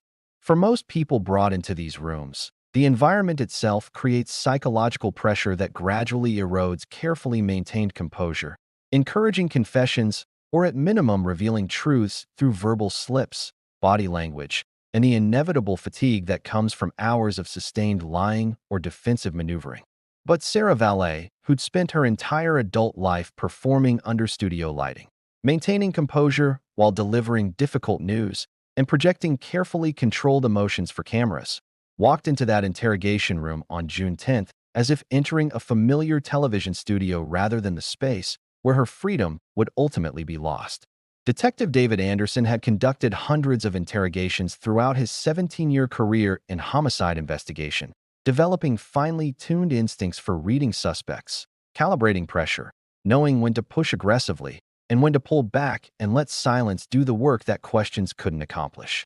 He'd broken hardened criminals who'd entered interrogation rooms convinced they'd never talk, and he'd watched seemingly cooperative suspects gradually reveal guilt through accumulating inconsistencies in their stories. But he'd never encountered anyone quite like Sarah Valet, who treated the entire interrogation as if it were an extended on-camera interview, who seemed genuinely unable to distinguish between answering questions as part of a criminal investigation and delivering responses designed for audience consumption. The interrogation began at 10:17 a.m. with standard Miranda warnings and preliminary identification for the recording, Detective Anderson, Detective Chun, and Sarah Valet present for questioning regarding the death of Shannon Valet. Sarah sat with perfect posture, hands folded neatly on the metal table in a gesture that anyone who regularly watched her broadcast would recognize as her serious news story position, the stance she adopted when transitioning from lighter segments to coverage of tragedies or difficult community issues. Anderson started with softball questions designed to establish baseline behaviors and get Sarah talking comfortably before introducing challenges and contradictions. Tell me about your relationship with your mother. Walk me through your typical routines. Describe what a normal week looked like in your interactions with Shannon. These opening questions serve multiple purposes in interrogation strategy, allowing investigators to observe how suspects present information when they're not yet defensive, establishing speech patterns and body language that can later be compared against responses to more threatening questions, and sometimes revealing unexpected details that suspects mention casually before realizing their significance. Sarah responded to these initial questions with what sounded like prepared talking points, describing Shannon as my biggest supporter and champion, detailing a relationship characterized by closeness and mutual respect, painting a picture of mother-daughter bonds that bore little resemblance to the toxic, controlling dynamic that Anderson's investigation had already revealed. What struck Anderson immediately was Sarah's use of past tense when referring to Shannon. She was always so supportive. My mother believed in my potential. Shannon had such pride in my accomplishments. Linguistic choices that came naturally and without apparent recognition of their significance. People who've just lost loved ones to sudden, violent deaths typically struggle with verb tenses, caught between the reality that the person is gone and the psychological difficulty of fully accepting that permanence. They might catch themselves saying my mother is, and then correct to was. Or they might avoid past tense entirely by speaking about the deceased in present tense, as if keeping them linguistically alive. But Sarah transitioned smoothly into past tense from her very first responses, suggesting a psychological acceptance of Shannon's death that seemed inconsistent with the shock and trauma one would expect from someone who discovered their murdered mother less than 48 hours earlier. This linguistic tell was just the first of many subtle indicators that Sarah's performance of grief, however polished, contained flaws visible to experienced investigators trained to distinguish authentic emotional responses from manufactured presentations of appropriate feeling. As the interrogation progressed beyond establishing baseline behaviors and moved towards Sarah's specific activities on the night of the murder, her composure remained unnaturally perfect, her responses maintaining the same measured, professional tone she might use when reading news copy. showing none of the natural variation in emotional intensity that truthful people display when recounting traumatic experiences. When Anderson asked Sarah to describe her evening of June 7th leading into the early morning hours of June 8th, when Shannon was killed, she launched into an account that had the structured narrative clarity of a news report rather than the fragmentary, sometimes confused recollections typical of people trying to remember mundane activities from days earlier. I arrived home from the station around 7:30 p.m. after our evening broadcast, Sarah began, maintaining steady eye contact with Anderson in the way she'd been trained to engage viewers during serious news segments. I changed into comfortable clothes, reviewed scripts for upcoming stories, had a light dinner of salad and grilled chicken, and spent some time on social media engagement, which is part of my professional responsibilities for maintaining viewer connection. Around 10 p.m., I went to bed and slept through the night without interruption until my alarm woke me at 6:30 a.m. the following morning. This account, delivered with the confidence of someone reciting established facts rather than the tentative uncertainty of someone trying to accurately reconstruct memories, was clean, simple, and completely false, as Anderson already knew from the apartment security footage showing Sarah leaving at 2:47 a.m. wearing that distinctive emerald green coat. But Anderson didn't immediately challenge the lie, instead allowing Sarah to commit fully to this fabricated timeline, to state it clearly and confidently for the recording, because experienced interrogators know that the best confessions aren't directly extracted through aggressive questioning, but rather emerge when suspects become entangled in webs of their own lies and realize that continued denial has become untenable. He asked Sarah if anyone could corroborate her being home all evening, and she acknowledged living alone with no witnesses to her activities, a response delivered without apparent recognition that claiming to be alone and unobserved during a murder provided the worst possible alibi. Anderson then shifted to questions about Sarah's discovery of Shannon's body the following morning, asking her to walk through those moments in detail. What time she'd arrived at her mother's house, what she'd noticed upon entering, how she'd reacted to finding Shannon dead on the living room floor. And here, Sarah's performance revealed its most disturbing qualities, because she described discovering her murdered mother's brutalized body with the same emotional detachment and narrative structure she might use when reporting on a tragic house fire that had affected viewers in some distant neighborhood rather than recounting personal trauma that should have been psychologically devastating.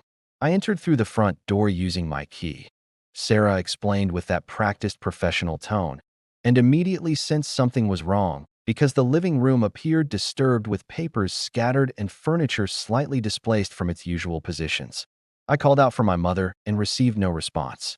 I proceeded further into the house, and that's when I saw her on the floor between the sofa and coffee table, clearly deceased based on the blood pooling and the absence of any movement or breathing. I approached close enough to check for a pulse at her neck, found none, and immediately called 911 while being careful not to disturb the scene further, as I understood the importance of preserving evidence. This clinical recitation, describing Shannon's murder scene as if filing a spot news report rather than recounting the horror of finding one's mother beaten to death, demonstrated the profound disconnection between Sarah's performed responses and the authentic emotional reactions that should have accompanied such trauma. Anderson noted every detail, the passive voice construction minimizing Sarah's agency, the focus on procedural correctness rather than emotional impact, the complete absence of descriptive language about her feelings in that moment, and understood he was dealing with someone whose relationship with authentic emotion had been so thoroughly compromised that even discussing matricide triggered only the mechanical delivery of appropriate-seeming responses rather than genuine human feeling. 3 hours into the interrogation, Anderson finally introduced the first major challenge to Sarah's account, sliding a printed still image from her apartment building's security footage across the table, showing her clearly exiting at 2:47 a.m. wearing the emerald green coat. The moment was calculated to provoke reaction, to crack the composed facade Sarah had maintained, to force her into a defensive position where lies would become harder to sustain. Most suspects, when confronted with evidence that demolishes their alibi, show visible signs of panic or at minimum surprise, widening eyes, changes in breathing patterns, sudden shifts in body language as they realize their situation has dramatically worsened. Sarah's reaction was a brief pause, a single slow blink, and then a dismissive wave of her hand, as if the evidence Anderson had presented was merely an inconvenient detail requiring minor clarification rather than proof of her fundamental dishonesty. "Oh, that," she said with the casual tone someone might use when remembering they'd forgotten to mention stopping for coffee on the way to work. "I forgot about that. I couldn't sleep and went for a drive to clear my head. I do that sometimes when I'm stressed about work or having trouble settling my mind. It's not relevant to what happened to my mother." This response, attempting to reframe being caught in a lie as merely a memory lapse, represented Sarah's first significant miscalculation in the interrogation because it required her to construct an alternative explanation for behavior she'd previously claimed didn't happen at all, creating contradictions that would accumulate throughout the remaining hours. Anderson pressed for details about this late-night drive. Where did she go? Which route did she take? Why hadn't she mentioned it earlier when providing her timeline? Sarah's answers became vaguer, less confident, the professional news anchor polish starting to show microscopic cracks as she tried to invent plausible details for a story that hadn't existed until moments earlier. She claimed to have driven aimlessly through downtown Austin, perhaps stopping near Zilker Park, though she couldn't recall with certainty, returning home after 45 minutes or an hour when she felt calmer and ready to sleep. But when Anderson pointed out that the security footage showed her returning at 4:05 a.m., a 90-minute absence rather than the 45 minutes to an hour she'd just claimed, Sarah's composure flickered briefly before she recovered with another dismissive explanation about losing track of time when driving around lost in thought, as if the specific duration of her absence were irrelevant details rather than crucial elements of an alibi that was disintegrating in real time. The interrogation continued through afternoon and into evening with Anderson and Chun working in strategic partnership, one pushing while the other pulled back, creating rhythm and variation in their approach that prevented Sarah from settling into comfortable defensive patterns.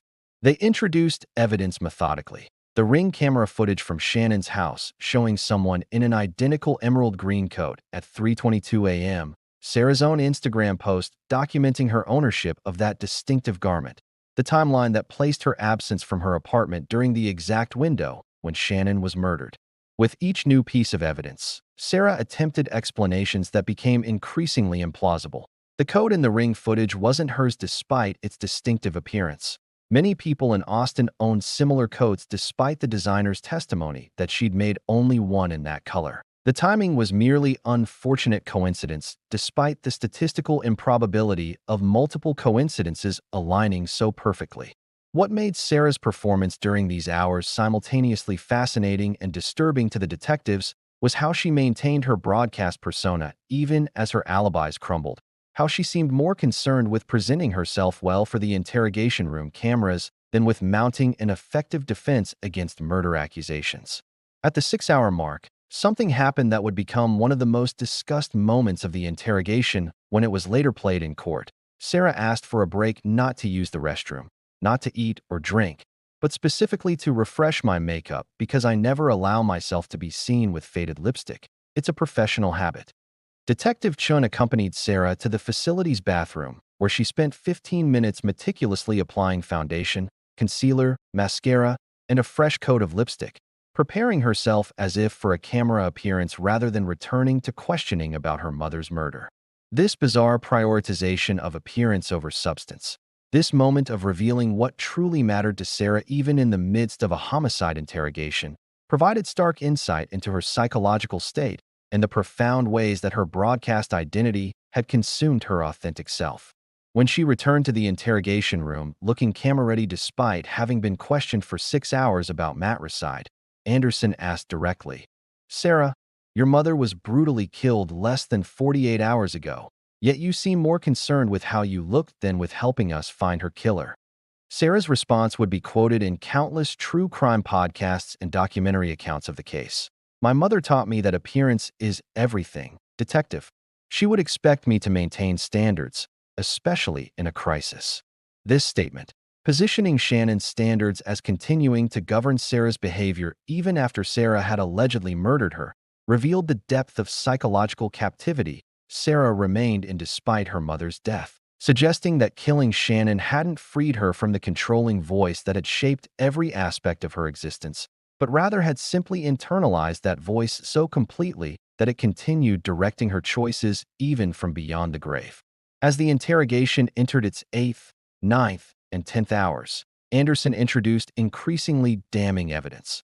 The financial records documenting theft, the OnlyFans account Shannon had discovered, the draft email threatening to expose Sarah's crimes and secret activities, the cosmetic surgery addiction that had drained the stolen money, the life insurance policy that would pay Sarah over $2 million once the murder investigation concluded.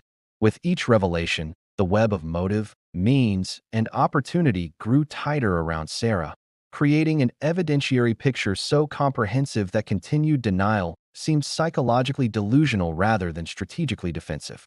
Yet Sarah maintained her performance, occasionally showing flickers of authentic emotion, usually anger or indignation when her professional reputation was challenged, but never displaying the grief, remorse, or even fear that innocent people facing wrongful murder accusations would naturally exhibit. The most devastating moment came during the 11th hour when Anderson played the partial audio recording recovered from Sarah's Apple Watch, capturing her voice at Shannon's house during the murder window saying, "Should have listened, should have just kept quiet," followed by the sound of papers being shuffled as if someone were searching through documents or attempting to stage a scene. Sarah's face, when she heard her own voice emerging from the interrogation room speakers, showed genuine shock for perhaps the first time during the entire 14-hour session. She apparently hadn't realized her watch had captured audio evidence, hadn't accounted for the ways that ubiquitous personal technology could betray her even when she thought she was operating unobserved. But rather than crumbling under this evidence or offering confession or explanation, Sarah attempted one final performance, claiming the audio must be from a different context, perhaps from a story she'd been researching for broadcast, demonstrating the depth of her compartmentalization and reality distortion that allowed her to deny even evidence so clearly damning that most suspects would recognize the futility of continued fabrication. By the 14th hour, as midnight approached and Sarah had now been questioned longer than most interrogations last, Anderson deployed his final strategy: silence. He arranged all the evidence on the table between them like pieces of a puzzle that had assembled itself into an undeniable picture of guilt. Security footage, Ring camera stills, Instagram posts, financial documents, audio recordings, DNA results, Apple Watch GPS data, placing her at the crime scene. Then he simply sat back and waited, allowing the weight of accumulated evidence to create pressure that words couldn't match. For 6 full minutes, the only sound in that windowless room was the soft hum of recording equipment and occasional shuffling as Sarah looked through the evidence spread before her, perhaps finally recognizing that her performance had failed, that no amount of camera-ready composure could overcome the factual reality of what she'd done and the comprehensive documentation of her guilt. And then, in a moment that would be replayed countless times during her trial and analyzed by legal experts as evidence of her profound psychological dysfunction, Sarah looked up from the evidence, located the interrogation room camera mounted in the corner, and winked directly at the lens before turning back to Anderson with a slight smile and saying in her perfect broadcast voice, "Well, this certainly looks bad, doesn't it? But viewers, I mean jurors, love a good redemption story, and this is all just circumstantial." That wink, that slip between viewers and jurors, that continued positioning of her legal peril as a media narrative challenge rather than a criminal reckoning, encapsulated everything disturbing about Sarah Valet's case and provided the prosecution with the perfect visual evidence of her disconnection from reality. At 12:22 a.m., Anderson formally arrested Sarah for the first-degree murder of Shannon Valet, reading her Miranda rights while Sarah asked if she could at least have her good side facing the cameras when they transported her outside, apparently anticipating media presence despite the late hour and still treating her matricide prosecution primarily as a public relations challenge rather than the legal and moral catastrophe that would consume the remainder of her life. As deputies escorted her toward booking, Sarah maintained that perfect broadcast posture one final time, and Anderson watched her go with the unsettling recognition that he'd just spent 14 hours interrogating someone who existed almost entirely as performance. whose authentic humanity had been so thoroughly excavated and replaced with practiced responses that even arrest for killing her own mother registered primarily as a scene requiring appropriate camera presence rather than a moment of devastating consequence for having crossed humanity's most fundamental moral boundary. The Travis County Courthouse, with its imposing limestone facade and classical architectural dignity, had witnessed countless murder trials throughout its long history serving Austin's legal system. But even veteran court staff and experienced legal observers recognized that the prosecution of Sarah Valet for her mother's murder represented something extraordinary, something that transcended typical criminal proceedings and ventured into territory where psychology, media culture, and fundamental questions about human authenticity intersected in deeply unsettling ways. By the time jury selection began in early November 2023, 5 months after Shannon Valet's brutal death, the case had already generated national attention through true crime podcasts, cable news coverage, and social media discussions that debated everything from the role of social media in creating performative personalities to the psychological damage inflicted by stage mothers to the particular pressures facing women in age-obsessed industries like television news. But all that external commentary would ultimately matter less than what happened inside Courtroom 3B, where 12 jurors and 4 alternates would be tasked with determining whether Sarah Valet had murdered her mother with premeditation and malice, or whether reasonable doubt existed in the mountain of circumstantial and physical evidence the prosecution had assembled over months of meticulous investigation. Judge Lorraine Vasquez, a no-nonsense jurist with 22 years on the bench and a reputation for running efficient courtrooms while ensuring defendants received fair trials, had already made several crucial pretrial rulings that would shape how the case unfolded.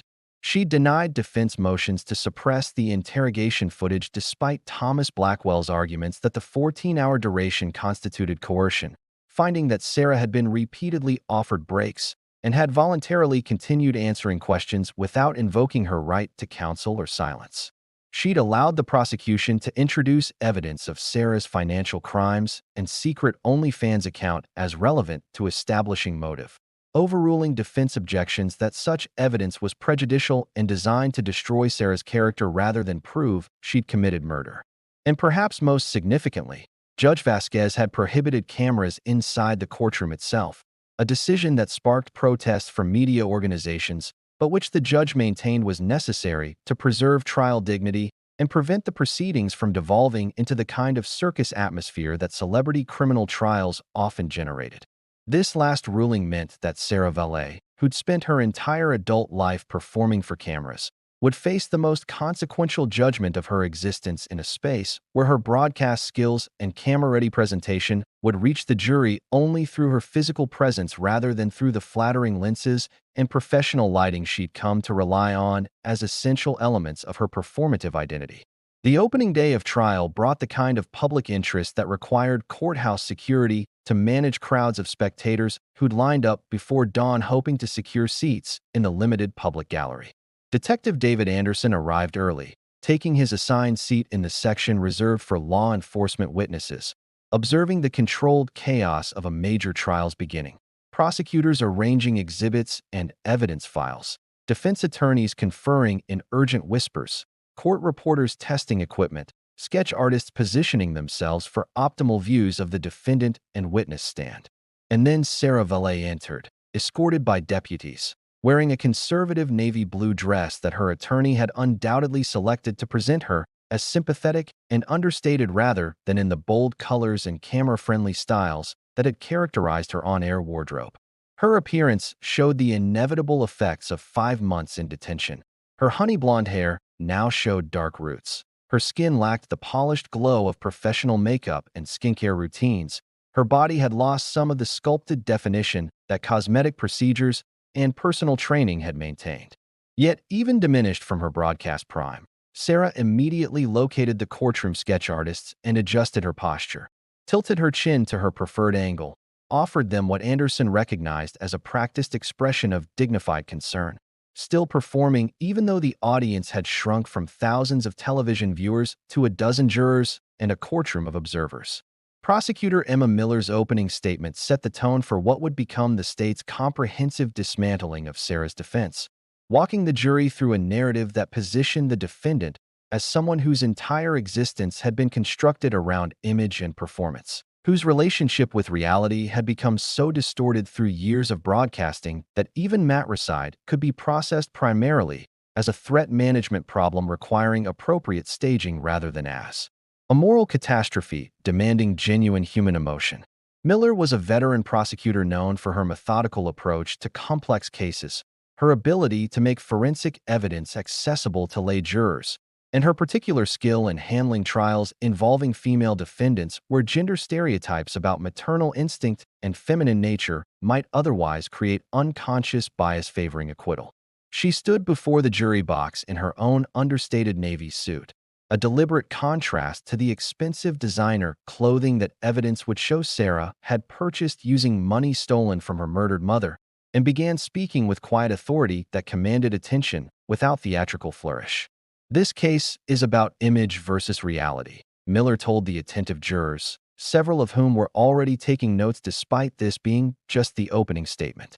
"It's about a woman who spent so many years performing emotions for television cameras that she lost the ability to feel authentic emotions, particularly when those authentic emotions might have included remorse, grief, or the basic human recognition that murdering your own mother is a line that can never be uncrossed."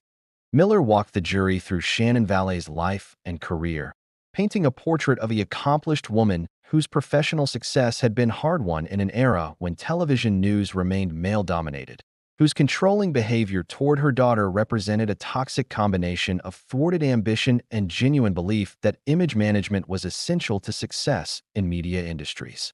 She acknowledged that Shannon had been far from a perfect mother, that the relationship between victim and defendant had been complicated by years of manipulation and pressure, that understanding Sarah's psychology required understanding the environment Shannon had created.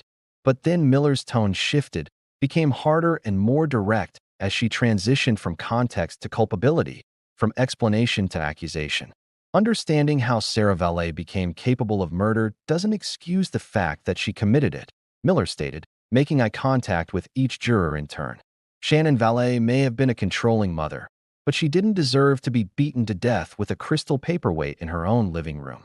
She didn't deserve to have her skull fractured by repeated blows while she fought desperately to protect herself. She didn't deserve to die alone on her floor, killed by the daughter she'd dedicated her life to promoting, murdered because she discovered financial crimes and threatened to expose secrets that Sarah valued more than her mother's life." The prosecution's case unfolded over 3 weeks of testimony, evidence presentation, and expert analysis that methodically established every element necessary to prove first-degree murder with special circumstances of financial gain, the means, motive, and opportunity that criminal prosecutions require, supplemented by physical evidence so comprehensive that the defense's task of creating reasonable doubt seemed almost impossible despite Thomas Blackwell's reputation as a skilled attorney, capable of mounting effective defenses even in difficult cases. The medical examiner testified first, walking the jury through autopsy findings that established Shannon had died from multiple blunt force trauma wounds to the head, that she'd sustained defensive injuries indicating she'd fought against her attacker, that the pattern and severity of wounds suggested extreme violence driven by rage or desperation rather than the controlled efficiency of a professional killing. Dr. Ramirez used anatomical diagrams and carefully edited photographs that showed Shannon's injuries without the graphic horror of full crime scene images, explaining how the first blows had likely occurred near the home office doorway based on blood spatter evidence, how Shannon had then tried to escape toward the living room and front door, how the attack had continued even after she collapsed, with several additional blows delivered to an already incapacitated victim in what prosecutors characterized as evidence of Sarah's determination to ensure her mother died rather than survive to expose her crimes. Crime scene analysts followed, presenting forensic evidence that placed Sarah at Shannon's home during the critical time window. DNA evidence showing Sarah's skin cells under Shannon's fingernails from the victim's desperate attempts to fight off her attacker. Fiber evidence matching the emerald green coat found clutched in Shannon's hand. Fingerprints on the crystal paperweight murder weapon that had been partially wiped but not thoroughly enough to eliminate all identifying ridge patterns. Each piece of evidence was presented with careful scientific explanation, making complex forensic concepts accessible to jurors who might have no background in biology, chemistry, or criminal investigation, building an accumulating picture of guilt that became harder and harder to explain away as coincidence or contamination. But perhaps the most powerful evidence came from the technology that had become so ubiquitous in modern life that people often forgot they were constantly creating digital records of their movements, communications, and even physiological states. The Ring doorbell footage showing a figure in Sarah's distinctive coat approaching Shannon's door at 3:22 a.m. was played for the jury, followed immediately by the apartment security footage showing Sarah leaving at 2:47 a.m. wearing that same coat and returning at 4:05 a.m. without it, creating a visual timeline that eliminated alternative explanations based on mistaken identity or unfortunate coincidence. Digital forensics expert Dr. Marcus Wong provided testimony that fascinated even court staff who'd seen countless trials but had never quite understood how much information modern devices captured about their users' activities and locations. He explained how Sarah's Apple Watch had recorded not just her heart rate spiking to 140 beats per minute at precisely the moment of the Ring footage capture, but also detailed accelerometer data showing rapid arm movements consistent with someone striking repeated blows, GPS coordinates placing her within feet of Shannon's home at the exact time of death, and most dramatically, that partial audio recording capturing Sarah's voice saying words that could only make sense in the context of having just committed murder. Should have listened, should have just kept quiet.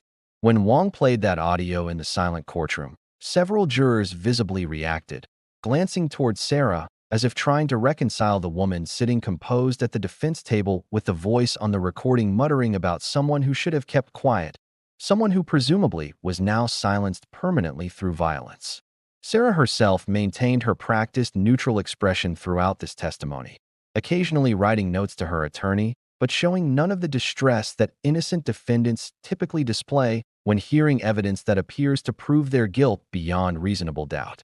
The financial evidence consumed several days of testimony as forensic accountants walked the jury through the intricate trail of theft, forgery, and desperation that had characterized Sarah's financial life in the months leading to murder.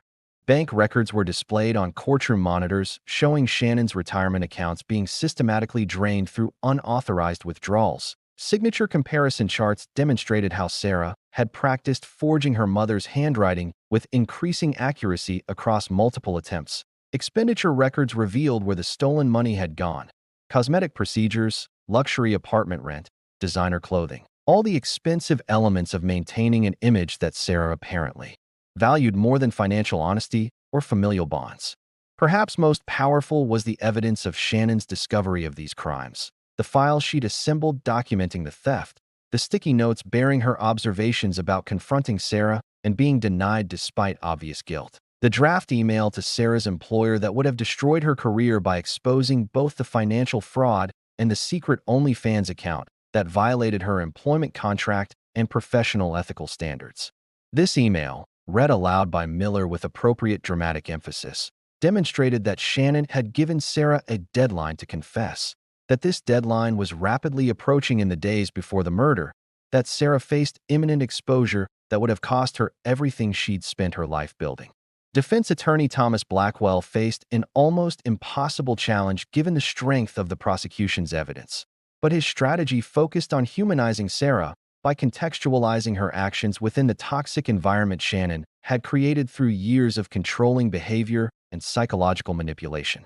His witnesses included former colleagues from various television stations who testified about Shannon's reputation as demanding and sometimes ruthless, who described watching the mother-daughter dynamic with discomfort as Shannon micromanaged every aspect of Sarah's professional and personal development well into her daughter's 30s, who recalled specific incidents of Shannon reducing adult Sarah to tears through criticism and impossible standards.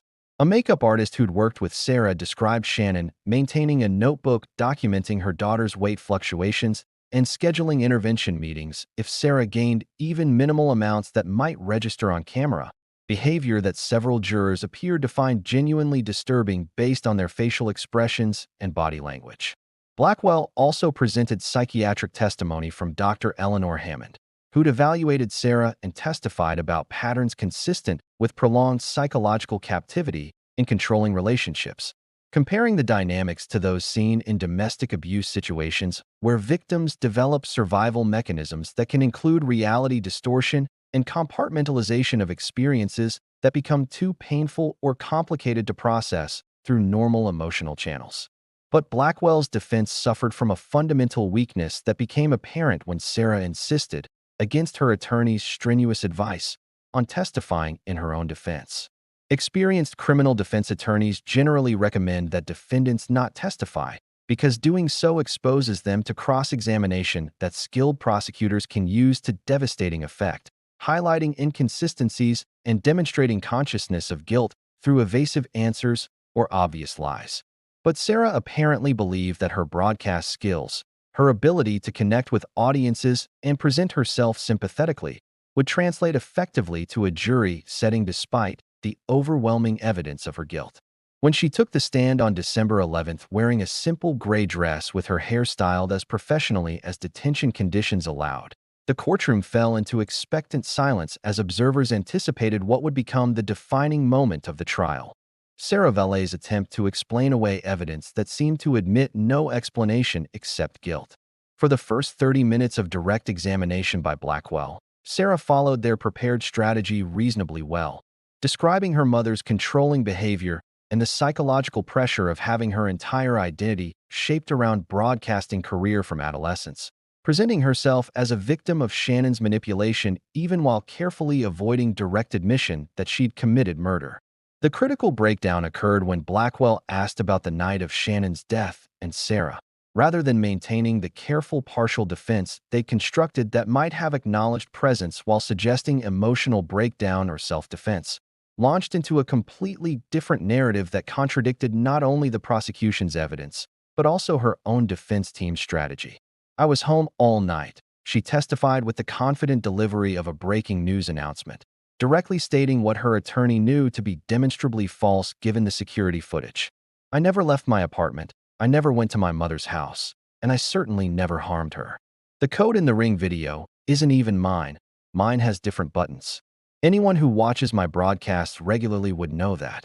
This testimony, delivered with perfect news anchor diction and unwavering eye contact with the jury, created visible alarm at the defense table where Blackwell appeared to be struggling between maintaining professional composure and responding to his client's deviation from their discussed approach.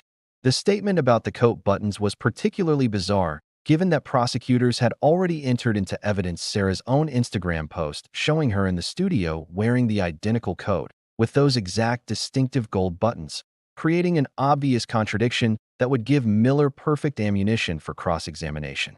And Emma Miller's cross-examination of Sarah Valet became the courtroom theater that trial observers had been anticipating. The moment when practiced performance met systematic evidentiary dismantling and psychological disconnection became undeniable even to observers predisposed toward believing Sarah's version of events. Miller began methodically, establishing Sarah's training as a journalist and her professional experience reporting on criminal cases, getting Sarah to acknowledge her familiarity with evidence standards and investigative procedures, building toward the devastating contrast between Sarah's professional understanding of how facts and evidence work versus her apparent belief that she could simply narrate an alternative reality and have it accepted despite contradicting physical proof. Then Miller began presenting evidence piece by piece. The security footage showing Sarah leaving her apartment, the Ring camera capture at Shannon's door, the Apple Watch data, the DNA findings, the financial records, asking after each presentation how Sarah as a professional journalist would evaluate the credibility and significance of such evidence. Sarah's responses became increasingly detached from rational assessment as she insisted that technology could be manipulated, that identical coats might exist despite designer testimony to the contrary, that her mother must have invited someone else who bore responsibility for the murder, demonstrating a reality distortion so profound that several jurors were observed exchanging glances of disbelief as Sarah's testimony progressed.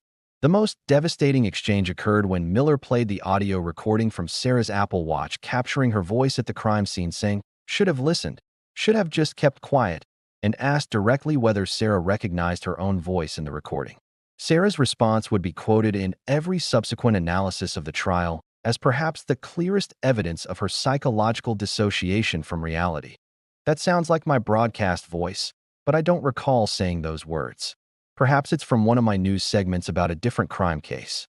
This answer, suggesting Sarah couldn't distinguish between reporting on crime and committing it, between her professional coverage of tragedies and her personal participation in one, confirmed for many observers the prosecution's theory that Sarah's performance identity had so completely consumed her authentic self that even murder could be processed as just another story to be managed with appropriate narrative framing. As Miller's cross-examination continued into a second day, Sarah became increasingly flustered when pressed on financial details, at one point claiming she didn't need to steal because she had plenty of income from endorsements despite tax records showing no such revenue. And when confronted with bank surveillance photos showing her depositing checks with forged signatures, suggesting the images had been altered by investigators attempting to frame her despite the implausibility of such a conspiracy. These contradictions mounted until Sarah finally, in a moment of apparent frustration with questions that wouldn't accept her manufactured explanations, looked directly at the jury and stated what would become the prosecution's closing argument handed to them by the defendant herself. You have to understand, in television news we often have to create a coherent narrative from complicated facts. That's what's missing here. A coherent narrative that makes sense of all these misleading pieces of information. This statement, essentially admitting she viewed trial evidence the way she might approach crafting a news story where narrative coherence mattered more than factual accuracy, provided Miller with the perfect encapsulation of Sarah's fundamental problem. She couldn't distinguish between creating stories for broadcast consumption and acknowledging factual reality in a murder trial where her freedom depended on jury acceptance that evidence pointed toward guilt beyond reasonable doubt. In her closing argument, Miller returned to this statement repeatedly, telling the jury that Sarah Valet had revealed exactly how she processed reality throughout her life, and particularly during the events surrounding her mother's murder, as narrative challenges requiring appropriate presentation rather than as moral reckonings demanding authentic human response to having crossed boundaries that civilization considers sacred. The jury deliberated for just 7 hours before returning with their verdict on December 18, 2023, remarkable speed for a murder trial that had consumed 3 weeks of testimony and involved complex forensic evidence and psychological expert testimony. As the courtroom settled into tense silence awaiting the verdict announcement, Sarah maintained perfect posture at the defense table, her expression composed in what Anderson recognized as her serious news face. The same expression she'd used when covering tragedies during her broadcast career, still performing even as her life hung in the balance of 12 strangers' assessment of evidence versus her alternative narrative. When the jury foreman read, "Guilty of murder in the first degree with special circumstances of financial gain," Sarah's expression didn't change initially, though Blackwell placed a supportive hand on her arm in a gesture of attorney solidarity despite the devastating outcome.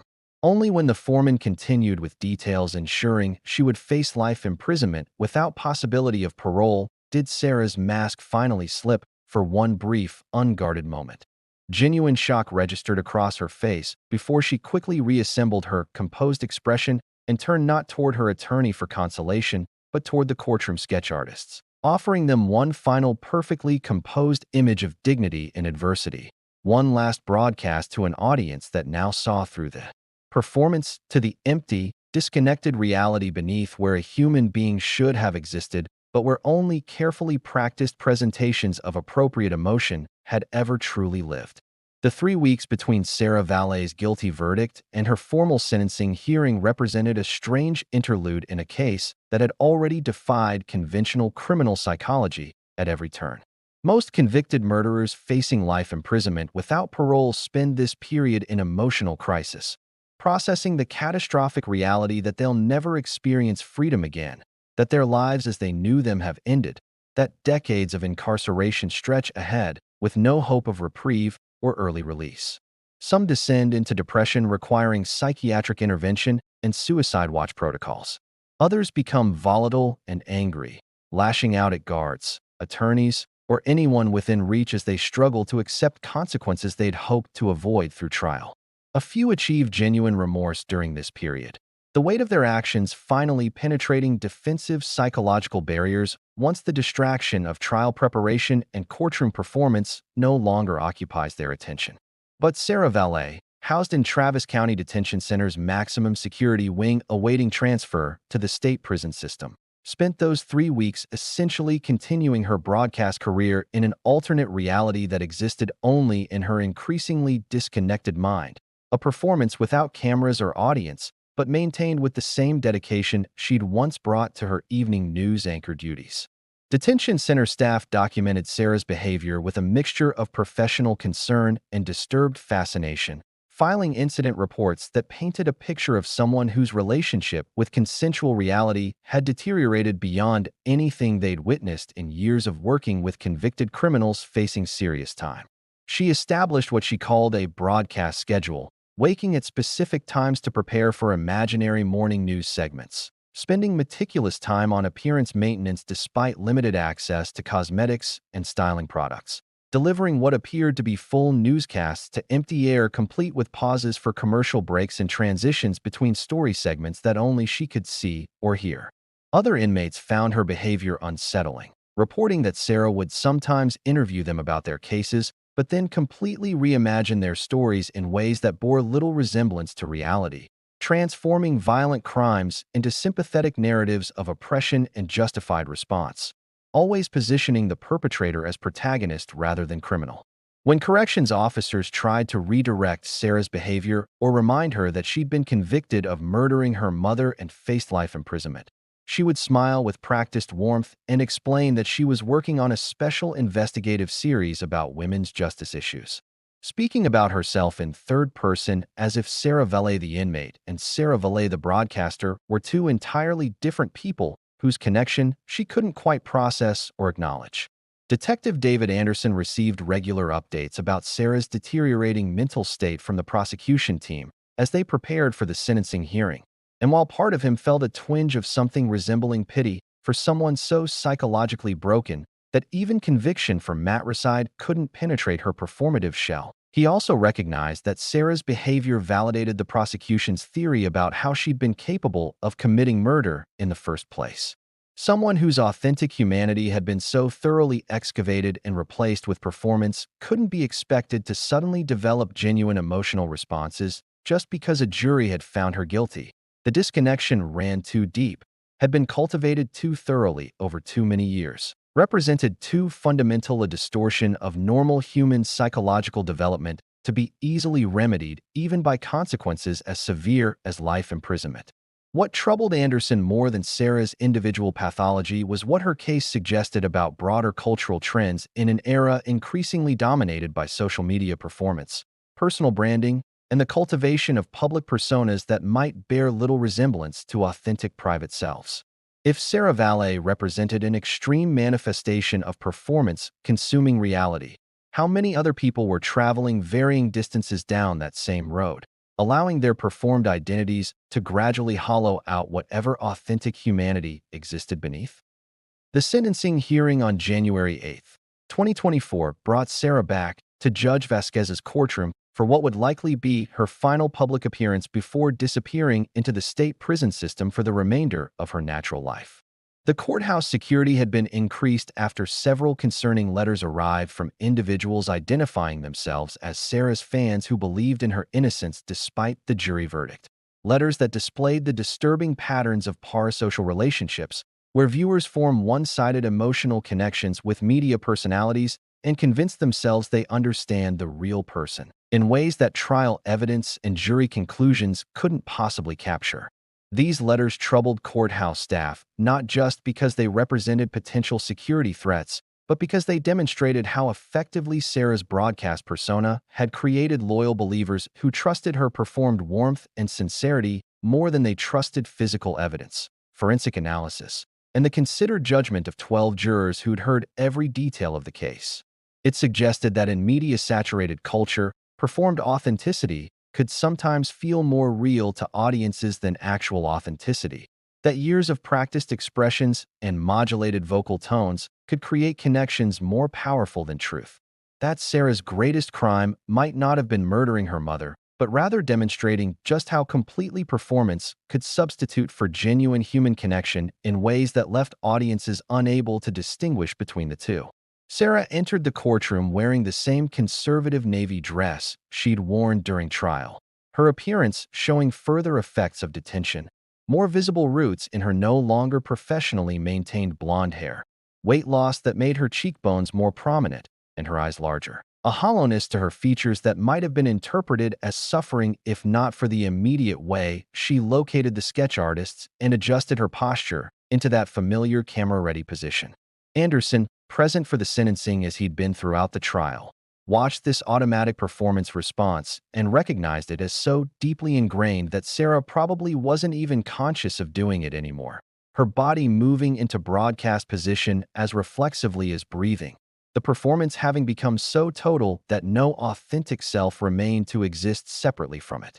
Judge Vasquez began by explaining the sentencing hearing's purpose, noting that while the mandatory sentence was predetermined by statute given the conviction and special circumstances, the court would hear from those impacted by Sarah Valet's murder before formally pronouncing sentence, providing opportunity for victim impact statements that would ensure Shannon's life and death were acknowledged as more than just legal abstractions in a criminal proceeding. Robert Valet, Shannon's ex-husband and Sarah's father, spoke first in a testimony that provided painful context about the family dynamics that had shaped both victim and perpetrator. He'd flown in from Florida where he'd relocated after the divorce 15 years earlier, escaping what he described as Shannon's consuming focus on crafting Sarah into the perfect broadcaster regardless of cost to family relationships or his daughter's authentic development. Shannon was brilliant and driven, but she saw Sarah as a second chance to achieve the recognition she felt she'd been denied, Robert testified, his voice breaking with emotion. By the time Sarah was 17, our home had become a broadcast training facility with no room for normal family life or teenage development. I watched my daughter's natural personality get submerged beneath the polished persona Shannon created, and I didn't fight hard enough to stop it because I didn't understand where it would lead. He described the last time he'd seen Sarah display genuine emotion, at 19, after which every interaction felt like performance rather than authentic connection. I lost my daughter years before she killed her mother, Robert stated with devastating clarity.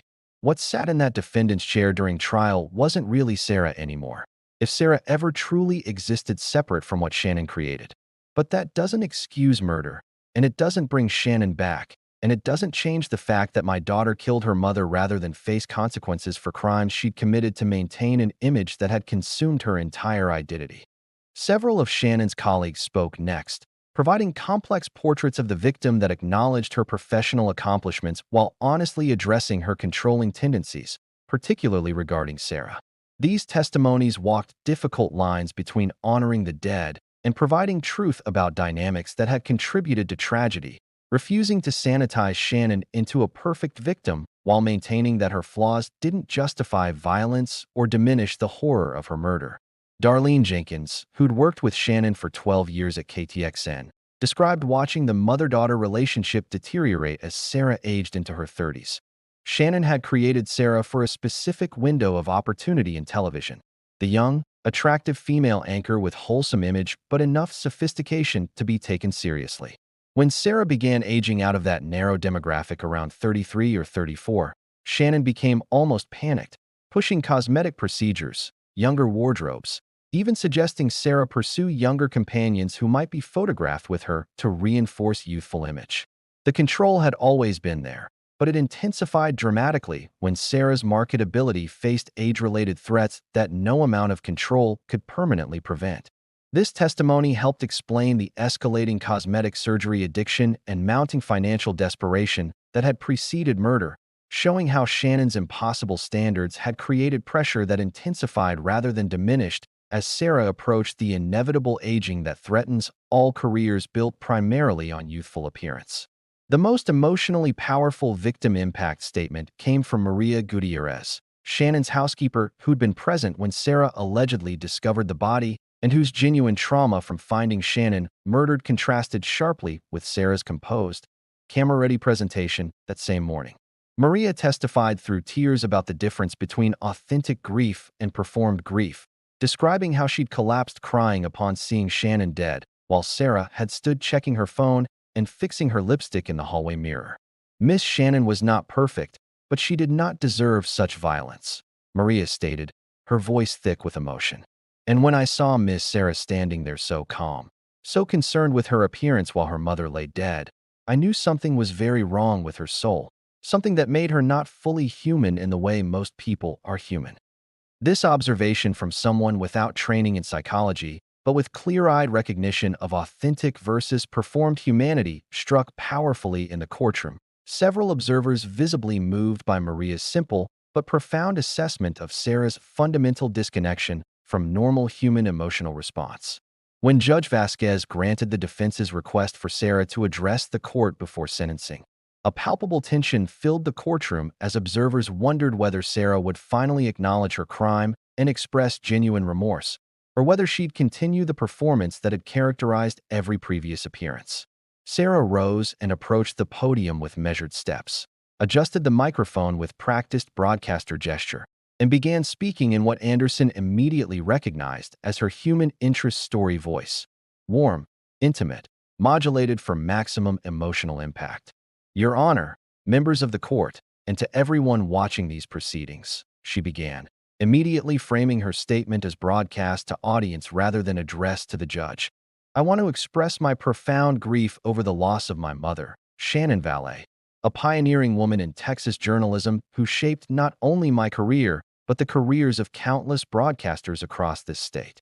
She continued with what sounded like prepared obituary rather than personal reflection, listing Shannon's professional accomplishments while avoiding any mention of their complicated personal relationship, the financial crimes that had preceded murder, or the conviction that had brought her to this sentencing hearing. 10 minutes into her statement, having still not acknowledged her role in Shannon's death, Sarah pivoted to what appeared to be prepared speech about media integrity and rushing to judgment in criminal cases.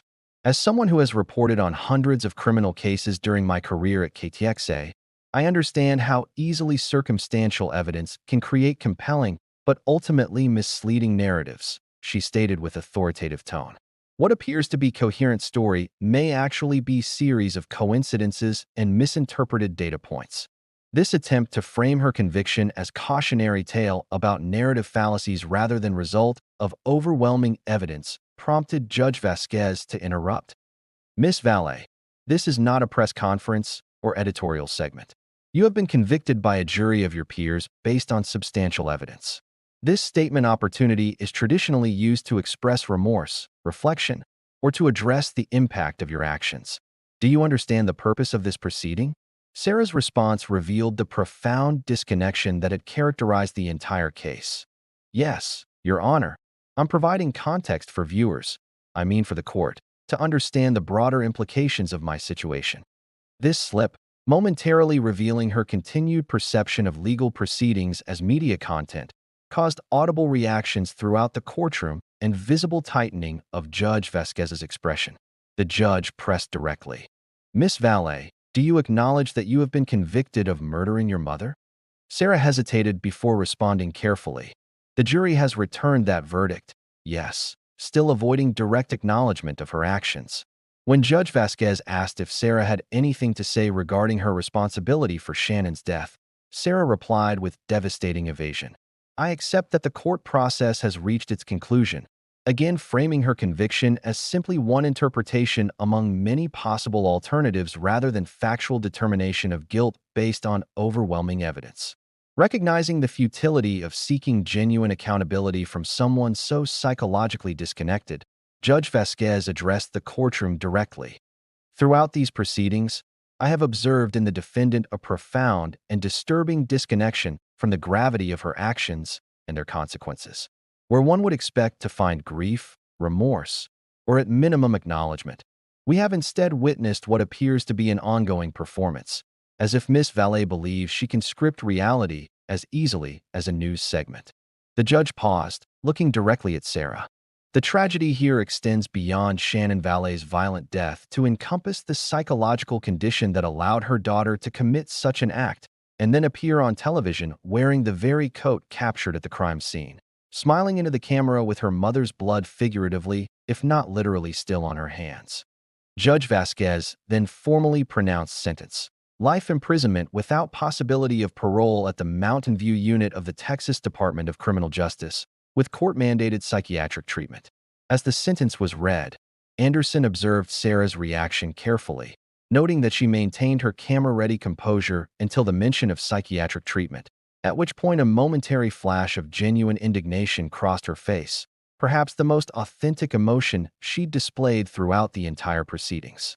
This brief crack in her performance suggested that while Sarah could accept incarceration as unfortunate plot development in her life story, she fundamentally rejected the notion that her psychology required treatment, still believing her performed reality more valid than the factual one established by evidence and jury verdict.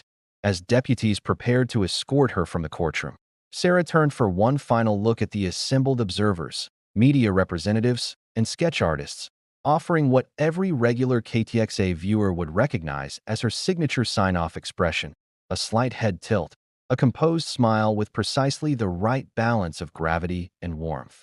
The expression she'd used countless times when concluding reports on serious matters before transitioning to her co-anchor. Even in this final moment, handcuffed and convicted of matricide, Sarah Valet remained trapped in her broadcast persona, performing for an audience that now saw through the polished veneer to the emptiness beneath. Anderson watched this final performance and reflected on the case's most disturbing implication: that years of manufactured emotion and practiced responses had so thoroughly hollowed out Sarah's authentic self that she'd become capable of murdering her own mother without experiencing genuine emotional connection to the act, treating matricide as simply another scene to be navigated with appropriate camera presence. As Sarah was led away maintaining perfect posture even in handcuffs, Anderson couldn't help but wonder how many other people in media-saturated culture were traveling varying distances down the same road, where performance gradually consumes reality, where practiced presentations of emotion replace authentic feeling, where the carefully constructed public self eventually becomes the only self that exists, leaving nothing beneath but void where human connection and moral recognition should reside.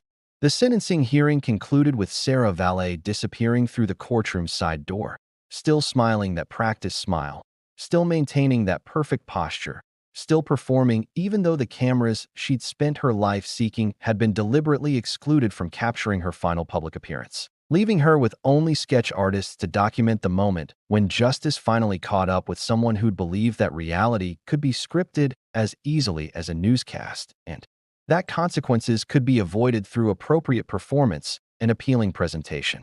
The Mountain View unit of the Texas Department of Criminal Justice sits in Gatesville, a small central Texas town about 2 hours north of Austin, surrounded by the rolling countryside that characterizes this part of the state, where limestone hills give way to ranch land, and the modern complexities of urban life feel distant and almost abstract. The facility itself, with its imposing concrete structures, multiple security fences topped with razor wire, and the institutional architecture common to maximum security prisons, houses some of Texas's most serious female offenders, including those on death row and those serving life sentences for violent crimes.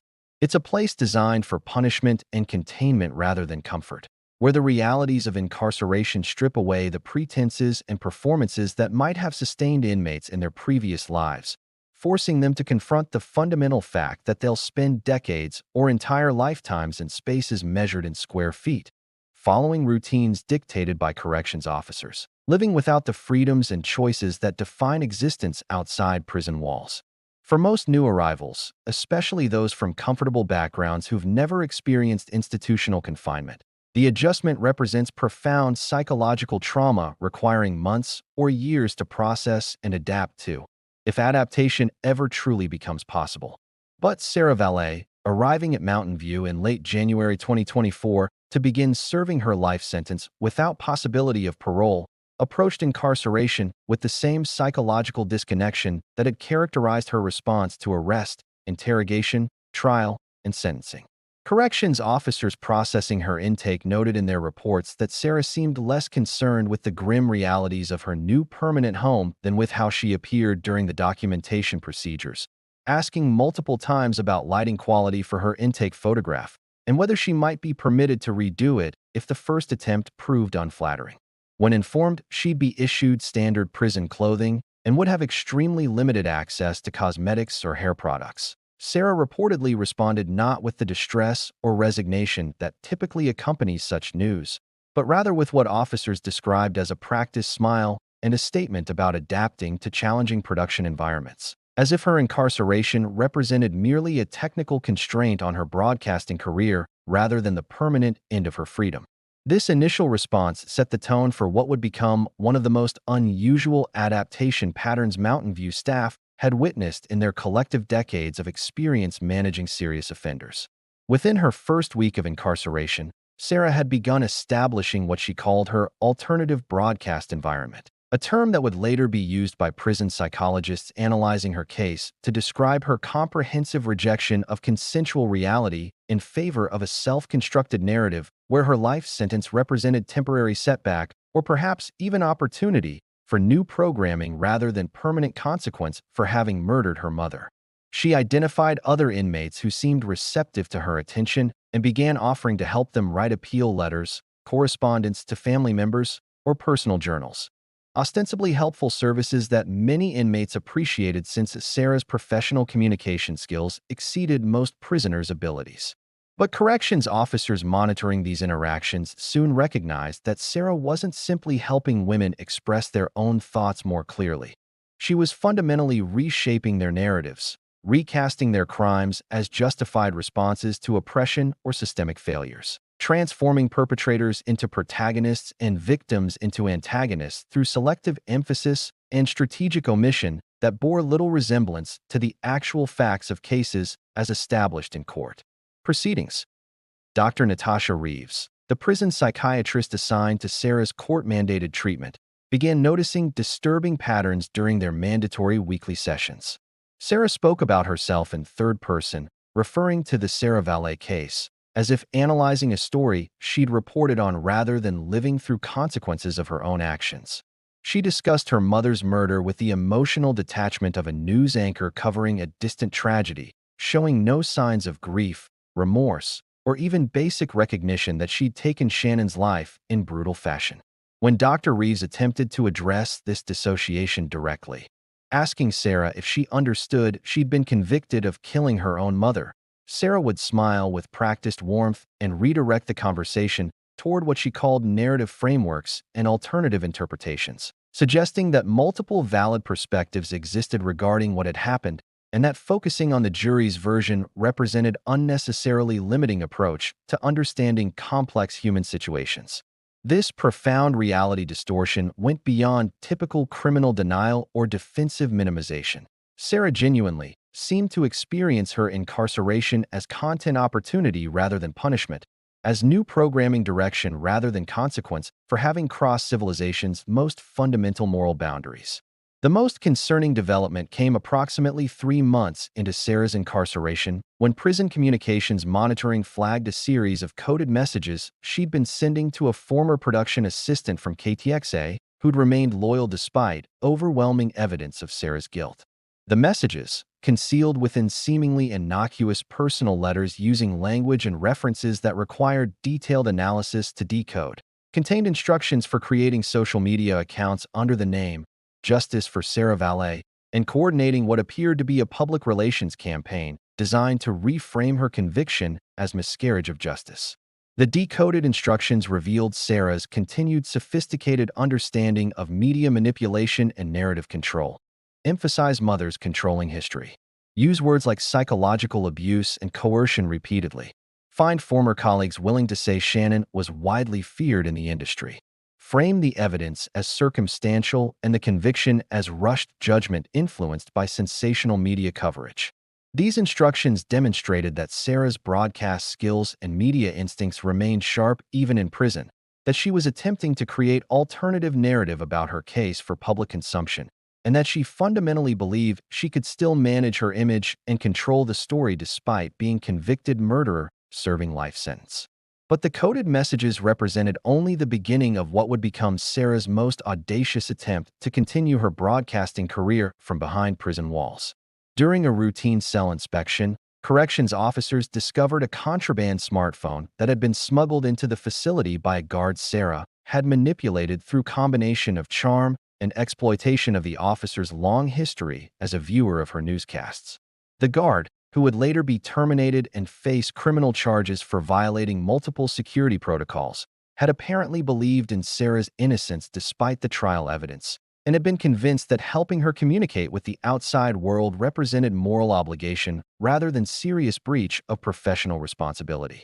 Analysis of the smartphone revealed that Sarah had been using it to record a clandestine podcast called Voices of the Voiceless, Women Behind Bars, operating under the pseudonym Elise Reed, a play on I'll Be Freed that demonstrated Sarah's dark sense of humor about her situation, or perhaps her genuine belief that her incarceration was temporary misunderstanding that would eventually be corrected. The podcast had been running for approximately 2 months before discovery, with 6 complete episodes uploaded to multiple platforms through the complicit production assistant who served as Sarah's outside liaison. Each episode featured Sarah narrating the story of a different female inmate, presenting highly edited versions of their crimes that emphasized societal factors and minimized personal responsibility, transforming violent offenders into sympathetic victims of circumstance whose actions represented understandable, if unfortunate, responses to oppression rather than criminal choices deserving punishment. The production quality was remarkably professional despite being recorded on a smartphone in a prison cell. Sarah had maintained her broadcast voice training and technical skills, using strategic pauses, vocal modulation, and even apparent background music cues that must have been added during post-production by her outside assistant. One particularly disturbing episode featured Sarah interviewing a woman serving 40 years for murdering her 3 children, presenting the case as one of maternal sacrifice and distorted protection rather than the revenge against her ex-husband that had been established at trial, completely reimagining horrific filicide as complex emotional situation deserving sympathy rather than condemnation. What made the podcast most concerning to both prison officials and Detective David Anderson, who was notified about the discovery given his connection to Sarah's case, was how effectively it had built an audience in the short time it had been active.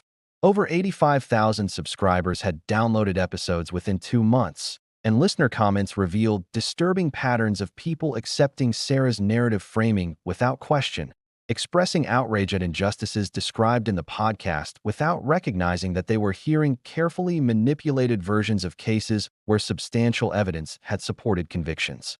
Some listeners had begun organizing letter-writing campaigns to parole boards and prison officials on behalf of inmates featured in Sarah's podcast, demanding reconsideration of sentences based solely on Sarah's sympathetic presentations that bore little resemblance to actual trial records or established facts. The podcast demonstrated that Sarah's media skills translated effectively even to audio-only format, that her years of broadcast experience had given her sophisticated understanding of how to generate emotional responses through narrative control, and that she viewed her incarceration not as ending her media career, but rather as providing new content opportunities she could exploit if given access to technology and subjects willing to provide their stories for her reinterpretation. When Dr. Reeves confronted Sarah about the podcast during their next session, Sarah showed no recognition that she'd done anything problematic, instead expressing pride in her work and frustration that prison officials had shut down what she characterized as important journalism, giving voice to marginalized women whose stories deserved wider audience. "I'm doing exactly what I was trained to do," Sarah explained with the earnest tone she'd used for human interest stories during her KTXA career. Finding compelling human stories, presenting them in ways that create emotional connection with audiences, and hopefully generating social change through increased awareness. The fact that I'm currently housed in a correctional facility doesn't change my professional obligations or my ability to practice journalism. This statement, positioning her manipulation of other inmates' criminal histories as legitimate journalism rather than reality distortion and narrative fraud, demonstrated the depth of Sarah's psychological disconnection. She genuinely seemed to believe that her role remained telling stories rather than serving punishment for murder, that her broadcast identity superseded her criminal identity, that being convicted of matricide didn't disqualify her from positioning herself as moral authority or reliable narrator of others' life experiences. Dr. Reeves documented in her clinical notes that Sarah appeared to be experiencing progressive reality detachment, retreating further into her broadcaster identity as psychological defense against accepting the permanence and severity of her situation.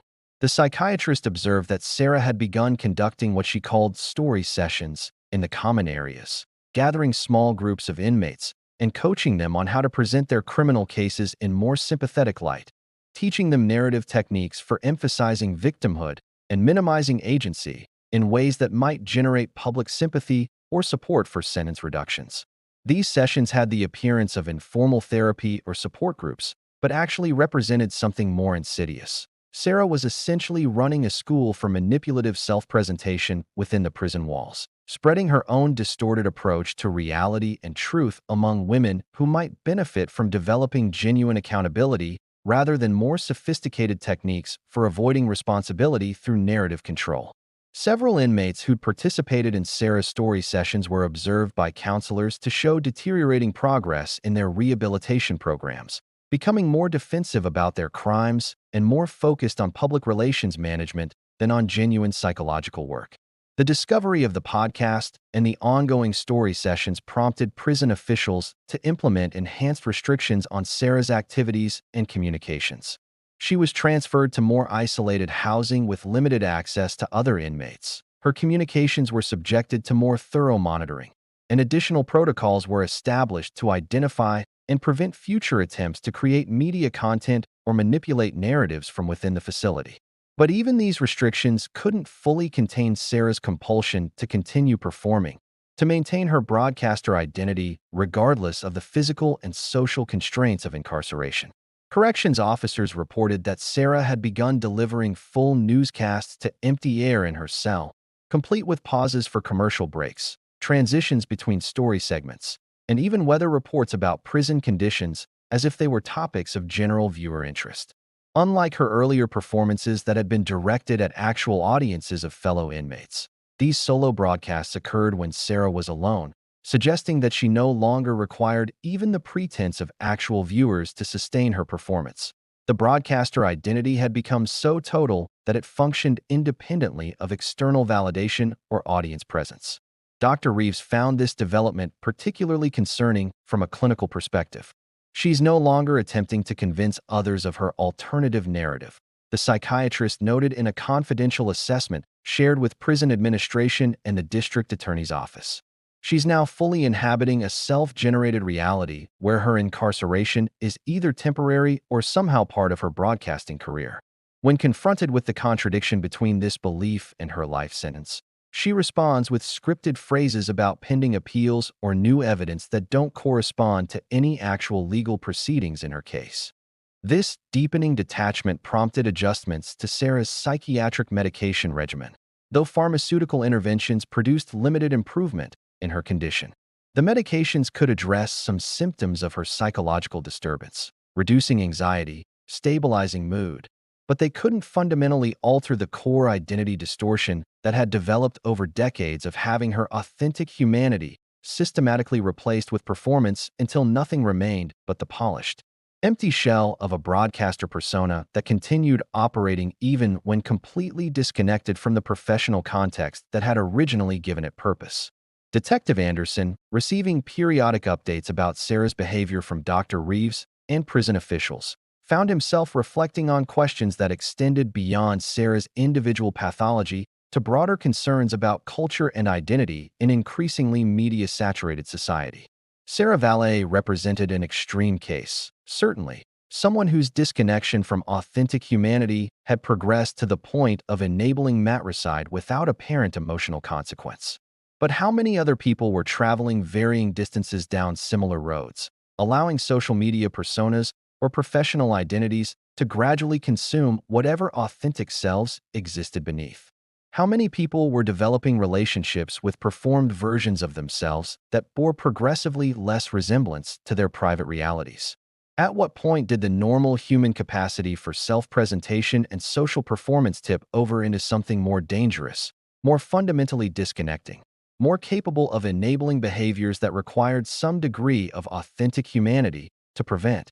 Sarah's case suggested that the line between healthy self-presentation and pathological performance might be less clear than most people assumed, and that in culture increasingly organized around personal branding, image management, and curated online identities, the risk of losing touch with authentic humanity might be more widespread than anyone wanted to acknowledge. 4 years into her incarceration, Sarah Valet remained at Mountain View, continuing to broadcast to imaginary audiences from her cell, maintaining her performance identity despite the absence of cameras, viewers, or any external validation of her self-constructed reality.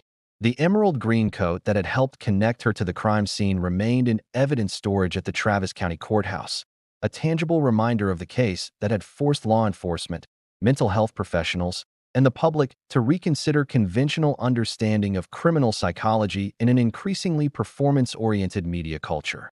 And in classrooms, training facilities, and professional conferences across the country, the story of the news anchor who'd smiled at cameras during her murder trial continued to serve as cautionary example of what can happen when the line between reporting reality and creating it becomes fatally blurred in a mind trained to prioritize performance above everything else. Even the most fundamental human bonds and moral boundaries that separate civilization from chaos. Understanding how a human being becomes capable of murdering their own mother and then appearing on television hours later wearing the coat captured at the crime scene requires venturing into psychological territory that challenges comfortable assumptions about human nature, identity formation, and the boundaries between performance and authentic self. Dr. Natasha Reeves, the forensic psychiatrist who'd been treating Sarah Valet since her arrival at Mountain View and who'd previously evaluated her for competency to stand trial, found herself grappling with questions that extended beyond standard diagnostic categories and treatment protocols into more fundamental inquiries about what happens when the performed self completely consumes the authentic self, when years of practiced emotional presentations replace genuine feeling, when the mask, worn for public consumption, becomes the only face that exists.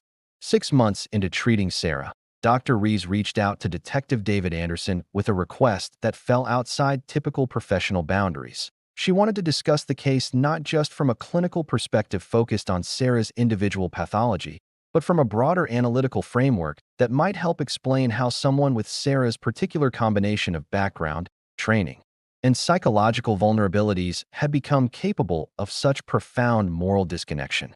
Their meeting at Mountain View on a clear March morning, approximately 9 months after Shannon Valet's murder, took place in Dr. Reeves's small but organized office, where case files were stacked neatly on her desk and diplomas from prestigious universities lined the walls alongside certifications in forensic psychiatry and specialized training in personality disorders. Dr. Reeves, a woman in her late 50s with silver-streaked dark hair and penetrating eyes behind tortoiseshell glasses, greeted Anderson with a firm handshake and an expression that suggested she'd been wrestling with difficult questions that kept her awake at night despite decades of experience treating some of Texas's most psychologically disturbed criminals. What makes Sarah Valet's case uniquely challenging, Dr. Reeves began once they'd settled into chairs with coffee, is that it doesn't fit neatly into our standard diagnostic frameworks for understanding why people kill family members. She doesn't present with the explosive rage typical of domestic violence perpetrators. She doesn't show signs of psychosis or delusional thinking that might explain irrational violence. She's not intellectually disabled or suffering from impulse control disorders that might account for acting without consideration of consequences. Instead, what we're seeing is something I've come to think of as performance identity disorder, a condition where the performed public persona has so thoroughly replaced the authentic self that even extreme behaviors can be processed primarily as performance challenges rather than moral reckonings.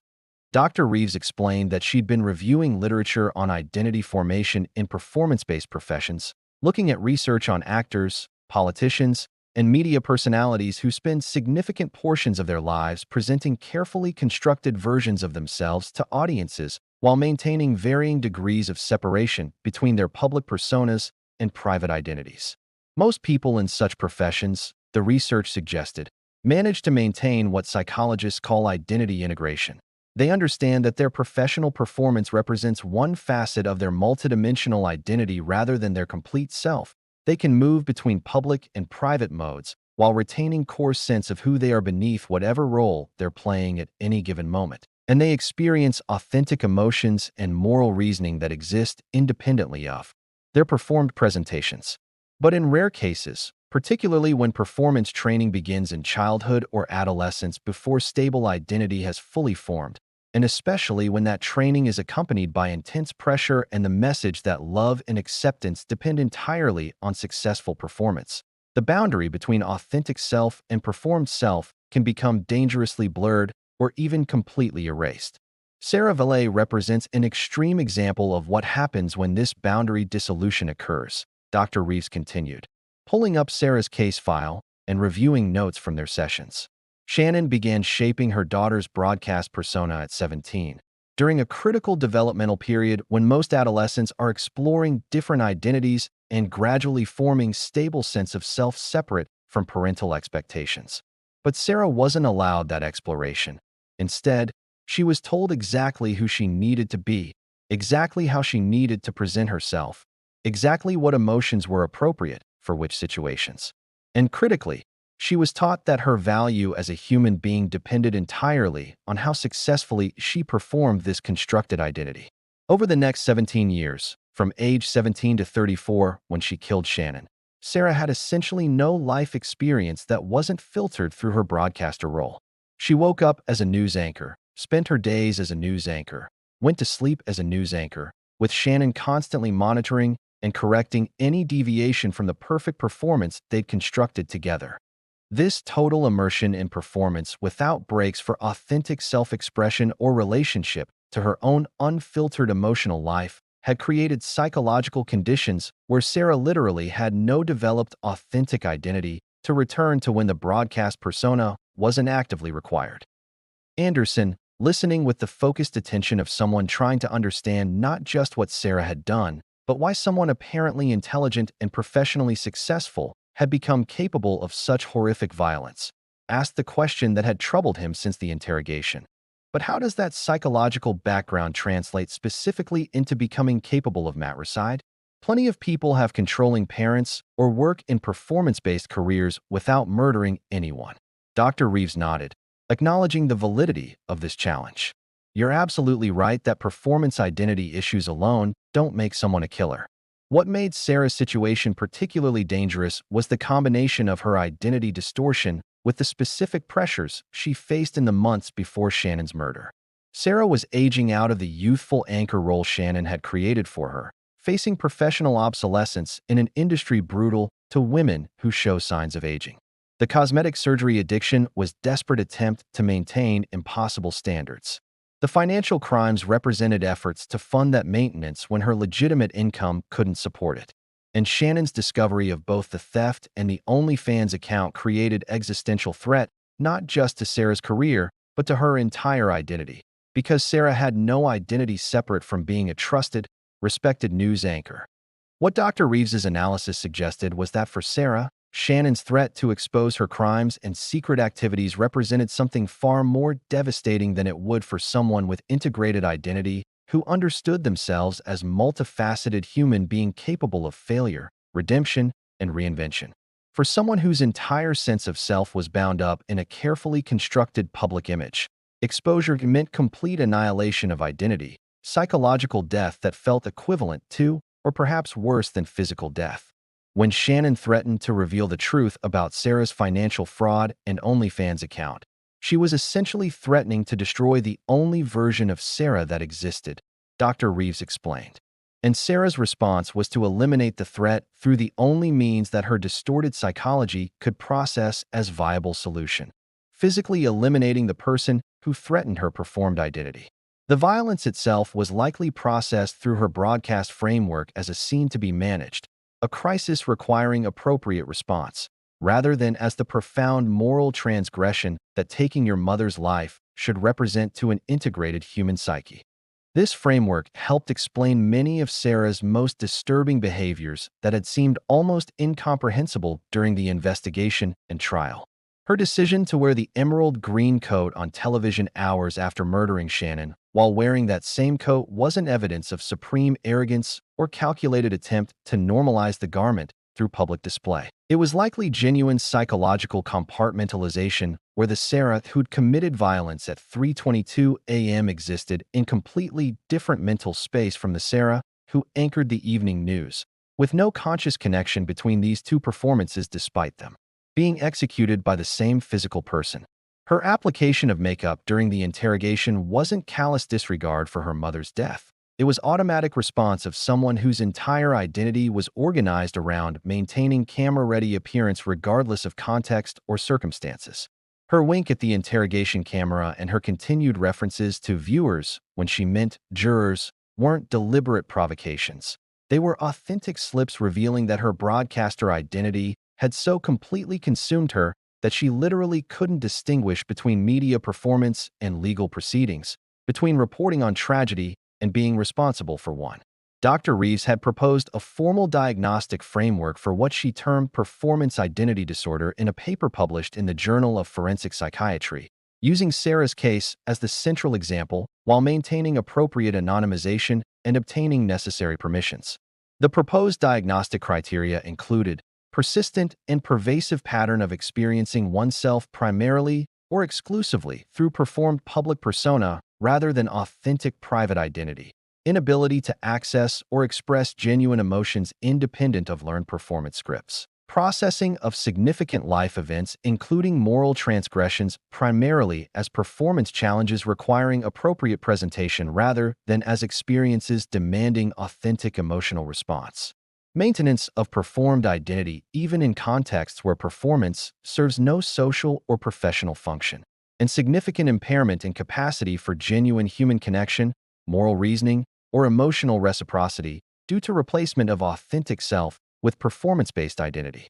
The paper acknowledged that this represented extreme manifestation of patterns that might exist in less severe forms across populations whose livelihoods or social status depend heavily on image management and public performance, raising uncomfortable questions about whether modern culture's emphasis on personal branding, social media curation, and constant self-presentation might be creating conditions where more people develop problematic relationships between their authentic and performed selves.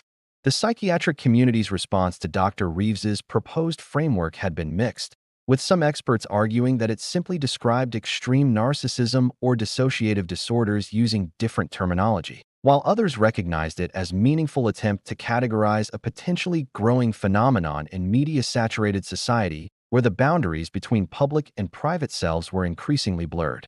Several law enforcement agencies, including Austin's police department, had incorporated elements of Dr. Reeves's analysis into training materials for detectives working cases involving suspects from media backgrounds or with significant social media presences, recognizing that traditional interrogation techniques and behavioral analysis might need adjustment when dealing with individuals whose professional identities were built on controlled emotional presentation.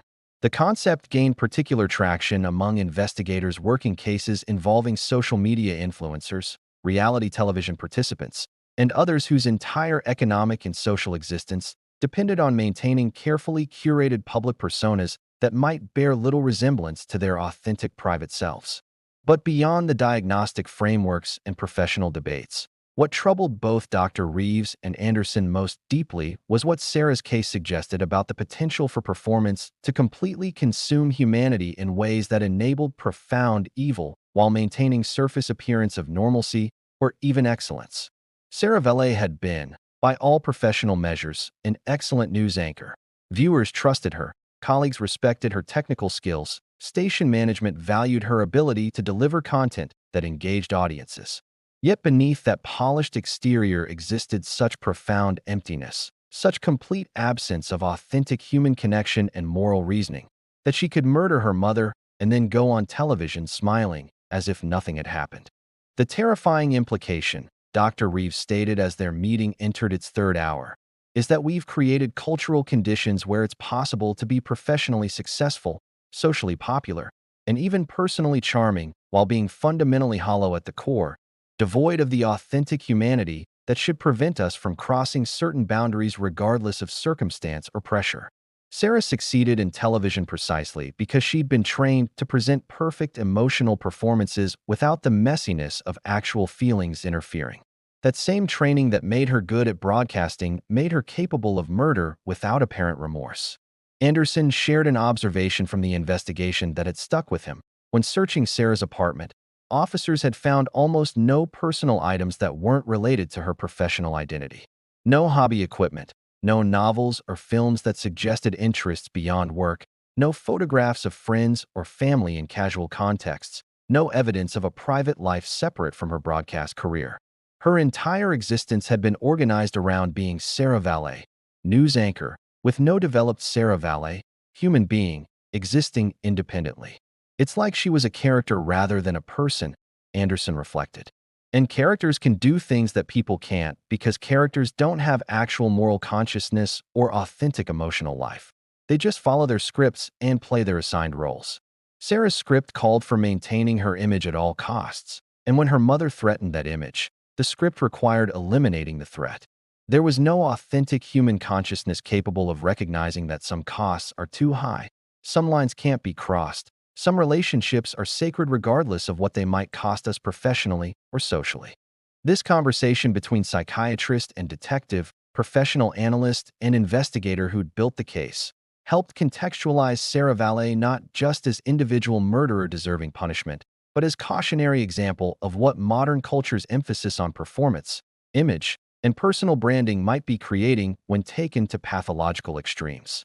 Dr. Reeves's clinical work with Sarah continued over the following years, documenting the progression of her psychological deterioration as she retreated further into her broadcaster identity despite having no actual audience, no cameras, no professional context that might give that identity any external validation.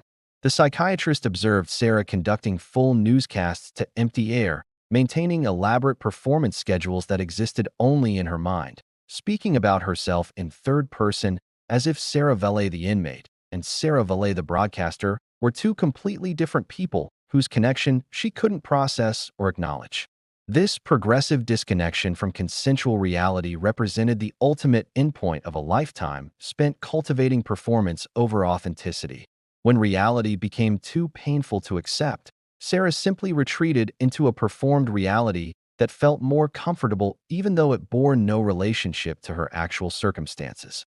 Years after Shannon Valet's murder, as the case receded from public attention and newer crimes captured media interest, the psychological questions raised by Sarah's prosecution continued to influence both forensic psychiatry and law enforcement practices. Police academies incorporated case studies about performance-based identity distortion into training modules on interviewing media-trained suspects. Psychology programs used recorded interrogation footage to demonstrate how traditional deception detection methods might fail when confronting individuals whose professional identity was built on controlled emotional presentation.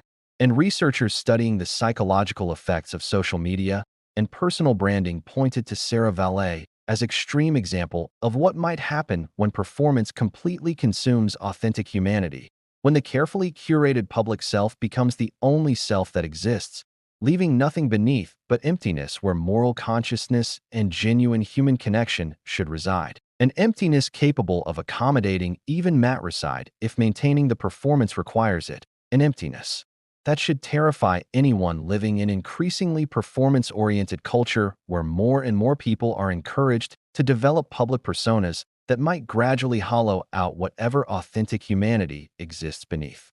7 years after Shannon Valet's brutal murder in her West Lake Hills home, the case that had shocked Austin and fascinated true crime enthusiasts nationwide had largely faded from public consciousness, replaced by newer scandals and fresher tragedies that captured media attention in the endless cycle of content consumption that defines modern information culture. The emerald green trench coat remained in evidence storage at the Travis County Courthouse, a physical artifact of a crime that had revealed uncomfortable truths about performance, identity, and the potential for humanity to be hollowed out and replaced with practiced presentations of emotion until nothing authentic remained beneath the polished surface. KTXA had long since replaced Sarah Valet with a younger anchor, the station having moved past the awkward period when every newscast carried implicit reminder of the murderer who'd once sat in that very chair delivering the evening's stories with her signature smile. And Shannon Valet's house had been sold, cleaned of the blood evidence that had documented her final desperate struggle, occupied now by a family who likely never thought about the violence that had unfolded in their living room or the toxic mother-daughter dynamic that had culminated in matricide performed by someone whose entire existence had been reduced to performance without substance. But for Detective David Anderson, now approaching retirement after a distinguished career in homicide investigations spanning more than 2 decades, the Sarah Valet case remained the most psychologically disturbing investigation he'd ever conducted, the one that continued to trouble his understanding of human nature and the capacity for ordinary-seeming people to commit extraordinary evil. He'd investigated murders driven by rage, greed, jealousy, revenge, the familiar catalog of motives that explain most homicides, and that makes psychological sense even when they're morally reprehensible. But Sarah's motive, if it could even be called that, transcended these categories into territory where the boundaries between performance and reality had dissolved so completely that murder became just another scene to be managed with appropriate camera presence rather than a profound moral transgression requiring authentic human reckoning. The case had changed how Anderson approached investigations involving suspects from media backgrounds or with significant public profiles, making him more attuned to the possibility that polished presentations might conceal not just deception, but fundamental emptiness, where normal human consciousness should exist. Sarah Valet herself, now 41 years old and entering her 8th year of incarceration at Mountain View, had become something of a legend within the Texas prison system, not for her crime, though murdering one's mother certainly qualified as notable even among serious violent offenders, but for the profound and persistent disconnection from reality she maintained despite years of psychiatric treatment and the daily reinforcement of her actual circumstances through the routines and restrictions of maximum security imprisonment. Dr. Natasha Reeves, who'd continued treating Sarah throughout her incarceration despite having transferred to another facility's primary position, maintained Sarah's case as a long-term study subject with appropriate permissions and ethical oversight, documenting what she described as one of the most complete examples of performance identity consuming authentic selfhood that forensic psychiatry had ever systematically observed. The psychiatrist's quarterly evaluations painted a portrait of someone whose psychological condition hadn't improved with time or treatment, but had actually deteriorated further as Sarah retreated ever deeper into her broadcaster persona, creating elaborate alternative reality where her cell became a minimalist studio apartment chosen for a special long-term investigative project on women's incarceration, where guards became production assistants and where mandatory prison activities became scheduled appearances in a career that existed only in Sarah's increasingly disconnected mind. The most disturbing aspect of Sarah's continued psychological deterioration, from Dr. Reeves's clinical perspective, was how she'd maintained and even intensified her broadcast schedule despite having no audience, no cameras, no external validation that might sustain the performance for someone retaining any connection to consensual reality. Corrections officers documented Sarah's daily routine with a mixture of professional concern and uncomfortable fascination. She woke at specific times to prepare for imaginary morning news segments, spent meticulous time on appearance maintenance despite extremely limited access to cosmetics or styling products, delivered what appeared to be full newscasts to empty air complete with pauses for commercial breaks and transitions between story segments that only she could perceive. Unlike her earlier performances that had been directed at actual audiences of fellow inmates or recorded for her clandestine podcast, these solo broadcasts occurred when Sarah was completely alone, suggesting that the broadcaster identity had become so total and self-sustaining that it no longer required even the pretense of actual viewers to continue operating. She existed in permanent broadcast mode, performing for cameras that didn't exist, addressing audiences that weren't there, maintaining professional standards for a career that had ended the moment she murdered her mother yet continued in her mind, as if the intervening years of arrest, trial, conviction, and imprisonment had never happened.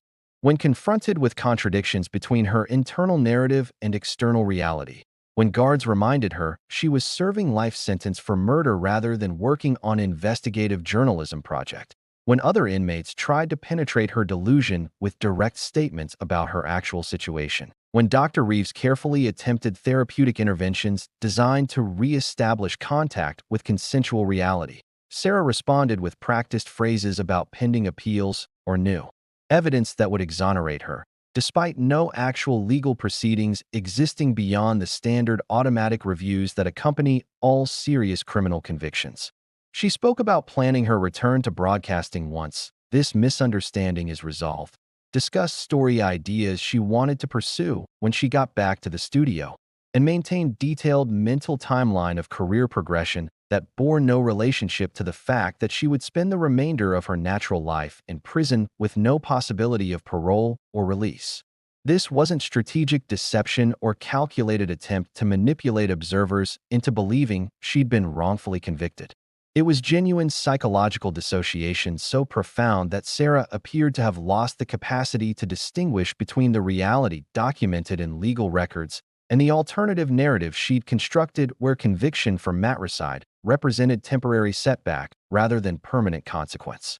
Dr. Reeves's most recent evaluation, conducted in early 2030 as the 7th anniversary of Shannon's murder approached, documented psychological presentation that had progressed beyond performance identity disorder into what might be classified as complete psychotic break from reality, if not for Sarah's maintained competence in most areas of daily functioning. She navigates prison routines adequately, manages self-care within the constraints of her environment, and can engage in coherent conversation about neutral topics, Dr. Reeves noted in her clinical summary. But any discussion touching on her crime, her conviction, or her actual circumstances triggers immediate shift into broadcaster persona, delivering scripted responses that bear no relationship to factual reality.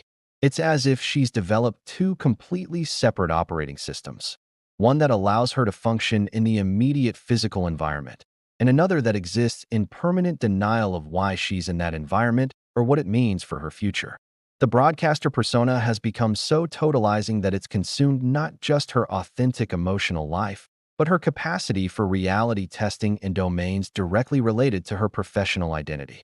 This psychological deterioration represented the ultimate endpoint of a lifetime spent cultivating performance over authenticity, where the mask had become so permanent that removing it would leave nothing beneath, where the performed self was literally the only self that existed. The legacy of the Sarah Valet case extended far beyond her individual prosecution and imprisonment into broader cultural and professional domains where her extreme pathology served as cautionary example of risks inherent in performance-based careers and image-obsessed culture. Law enforcement training programs across Texas and eventually nationwide incorporated elements of the case into curricula on interviewing media-trained suspects, recognizing that traditional interrogation techniques and behavioral analysis needed adjustment when dealing with individuals whose professional identities were built on controlled emotional presentation. The 14-hour interrogation video became standard teaching material for detective training, with instructors pointing out moments where Sarah's performance slipped slightly, where authentic reactions briefly penetrated her broadcast persona before being suppressed, where careful observers could detect the profound disconnection between her practiced presentations and the absence of genuine emotion beneath. Police academies taught that suspects with performance backgrounds required different analytical frameworks than typical interrogation subjects. Their composure didn't indicate innocence. Their ability to maintain eye contact and deliver coherent narratives didn't suggest truthfulness, and their practiced expressions of appropriate emotion might conceal complete absence of authentic feeling. Forensic psychology programs similarly incorporated Sarah's case into coursework on personality disorders and identity formation, using her psychological profile to illustrate extreme manifestations of patterns that might exist in less severe forms across populations whose livelihoods depended on image management and public performance. Dr. Reeves's published work on performance identity disorder, while controversial in some psychiatric circles that questioned whether it represented genuinely new diagnostic category or simply reframing of existing conditions, had sparked productive conversations about the psychological effects of living substantial portions of one's life in performed mode, about the potential for public personas to gradually consume private identities, and about whether modern culture's emphasis on personal branding and social media curation might be creating conditions where more people developed problematic relationships between their authentic and performed selves. Graduate students analyzed Sarah's case in seminars discussing the intersection of media culture and criminal psychology, debating whether she represented aberration or harbinger, extreme outlier, or early example of psychological patterns that might become more common as performance-oriented culture intensified. Media ethics courses, particularly those focused on television journalism, used the Sarah Valet story to examine questions about the psychological costs of careers built entirely on image and presentation, about the responsibility of industry to support authentic human development alongside professional skill cultivation, and about the particular vulnerabilities of people who enter broadcasting at young ages before stable identity has formed. Shannon Valet's controlling behavior toward her daughter became case study in the dangers of stage parenting in professional contexts, while Sarah's complete inability to exist apart from her broadcast persona illustrated what might happen when professional identity completely subsumes personal identity without boundaries or separation. These discussions often generated uncomfortable reflections among journalism students about their own relationships with their professional personas, about how much of their authentic selves they were willing to sacrifice for career success, and about where lines should be drawn between appropriate professional presentation and potentially dangerous identity distortion. Detective Anderson, in his final year before retirement, was invited to present the Sarah Valet case at the FBI's Behavioral Analysis Unit as part of a symposium on emerging patterns in familial homicide. His presentation, titled "When Performance Consumes Reality: Media Psychology and Violent Crime," used Sarah's case to illustrate how individuals deeply embedded in performance-based careers might develop unique psychological profiles that traditional investigative approaches failed to fully address. "We're trained to look for signs of deception in suspects," Anderson explained to the assembled law enforcement professionals. "But what happens when the suspect has been professionally trained to present artificial emotions convincingly for years?" Sarah Valet didn't display the normal markers of deception because, in a fundamental way, her entire presentation of self was a performance. There was no authentic baseline against which to measure deceptive behaviors because there was no authentic self remaining to be measured. The presentation included extended excerpts from the interrogation video, showing Sarah applying lipstick while discussing her mother's murder, winking at the camera, and making her chilling statement that Shannon was always clingy when confronted with DNA evidence of desperate struggle. The symposium audience, comprised of experienced investigators who'd encountered countless murderers across their careers, found Sarah's behavior uniquely disturbing precisely because it deviated so completely from expected patterns. Most killers, even sophisticated ones, show signs of psychological stress when confronted with evidence of their guilt. Physiological responses they can't fully control, micro-expressions that reveal authentic emotion beneath practiced deception, eventual fatigue that erodes their defensive presentations. But Sarah had maintained her broadcast persona with machine-like consistency throughout 14 hours of interrogation, treating the entire proceeding as extended media appearance rather than reckoning with accusations of matricide, demonstrating disconnection so profound that several seasoned investigators in Anderson's audience admitted they'd never encountered anything comparable despite decades of homicide investigation. The case forced uncomfortable recognition that in increasingly media-saturated culture, law enforcement might encounter more suspects whose relationship with reality had been distorted by years of performance-based careers or social media immersion, requiring new analytical frameworks and investigation techniques that traditional training hadn't anticipated. As Anderson approached the end of his career in law enforcement, preparing for retirement that would allow him to finally step away from the daily exposure to human evil and tragedy that homicide investigation demanded, he found himself reflecting on what the Sarah Valet case ultimately revealed about human nature and the fragility of the authentic self in cultures increasingly organized around performance and image.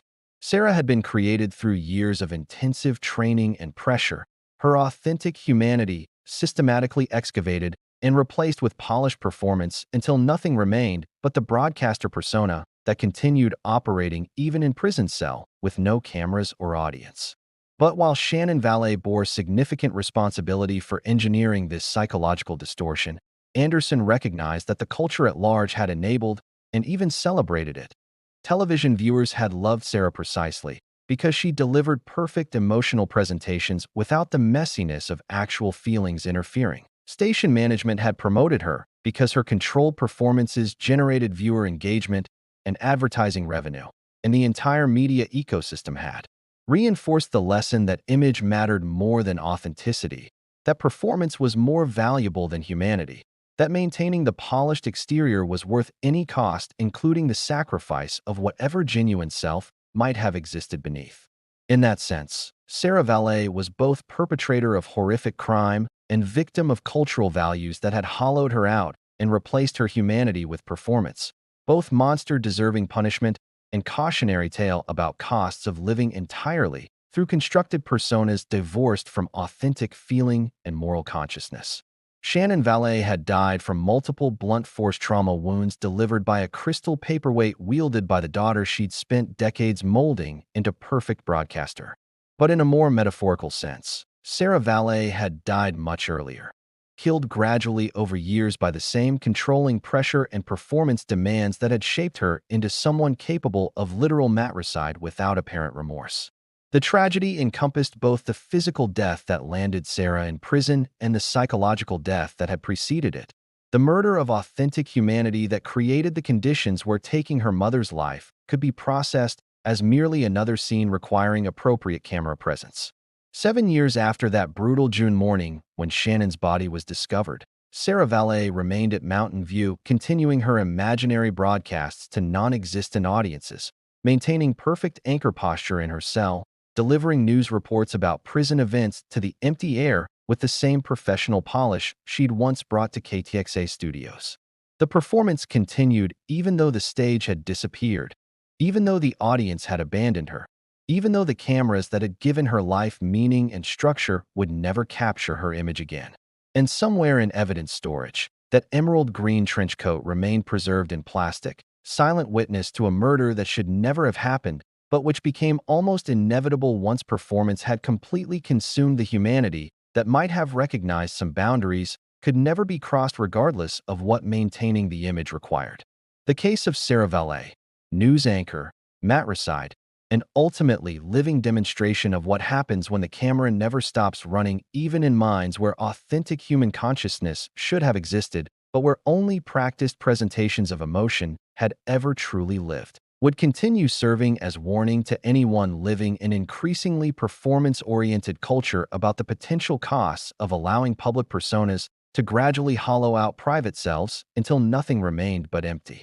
Performance continuing long after anyone was watching, long after it served any purpose, long after the human being who'd once existed beneath the polished surface had disappeared completely, leaving only the smile, the posture, and the voice delivering news that no one would ever hear.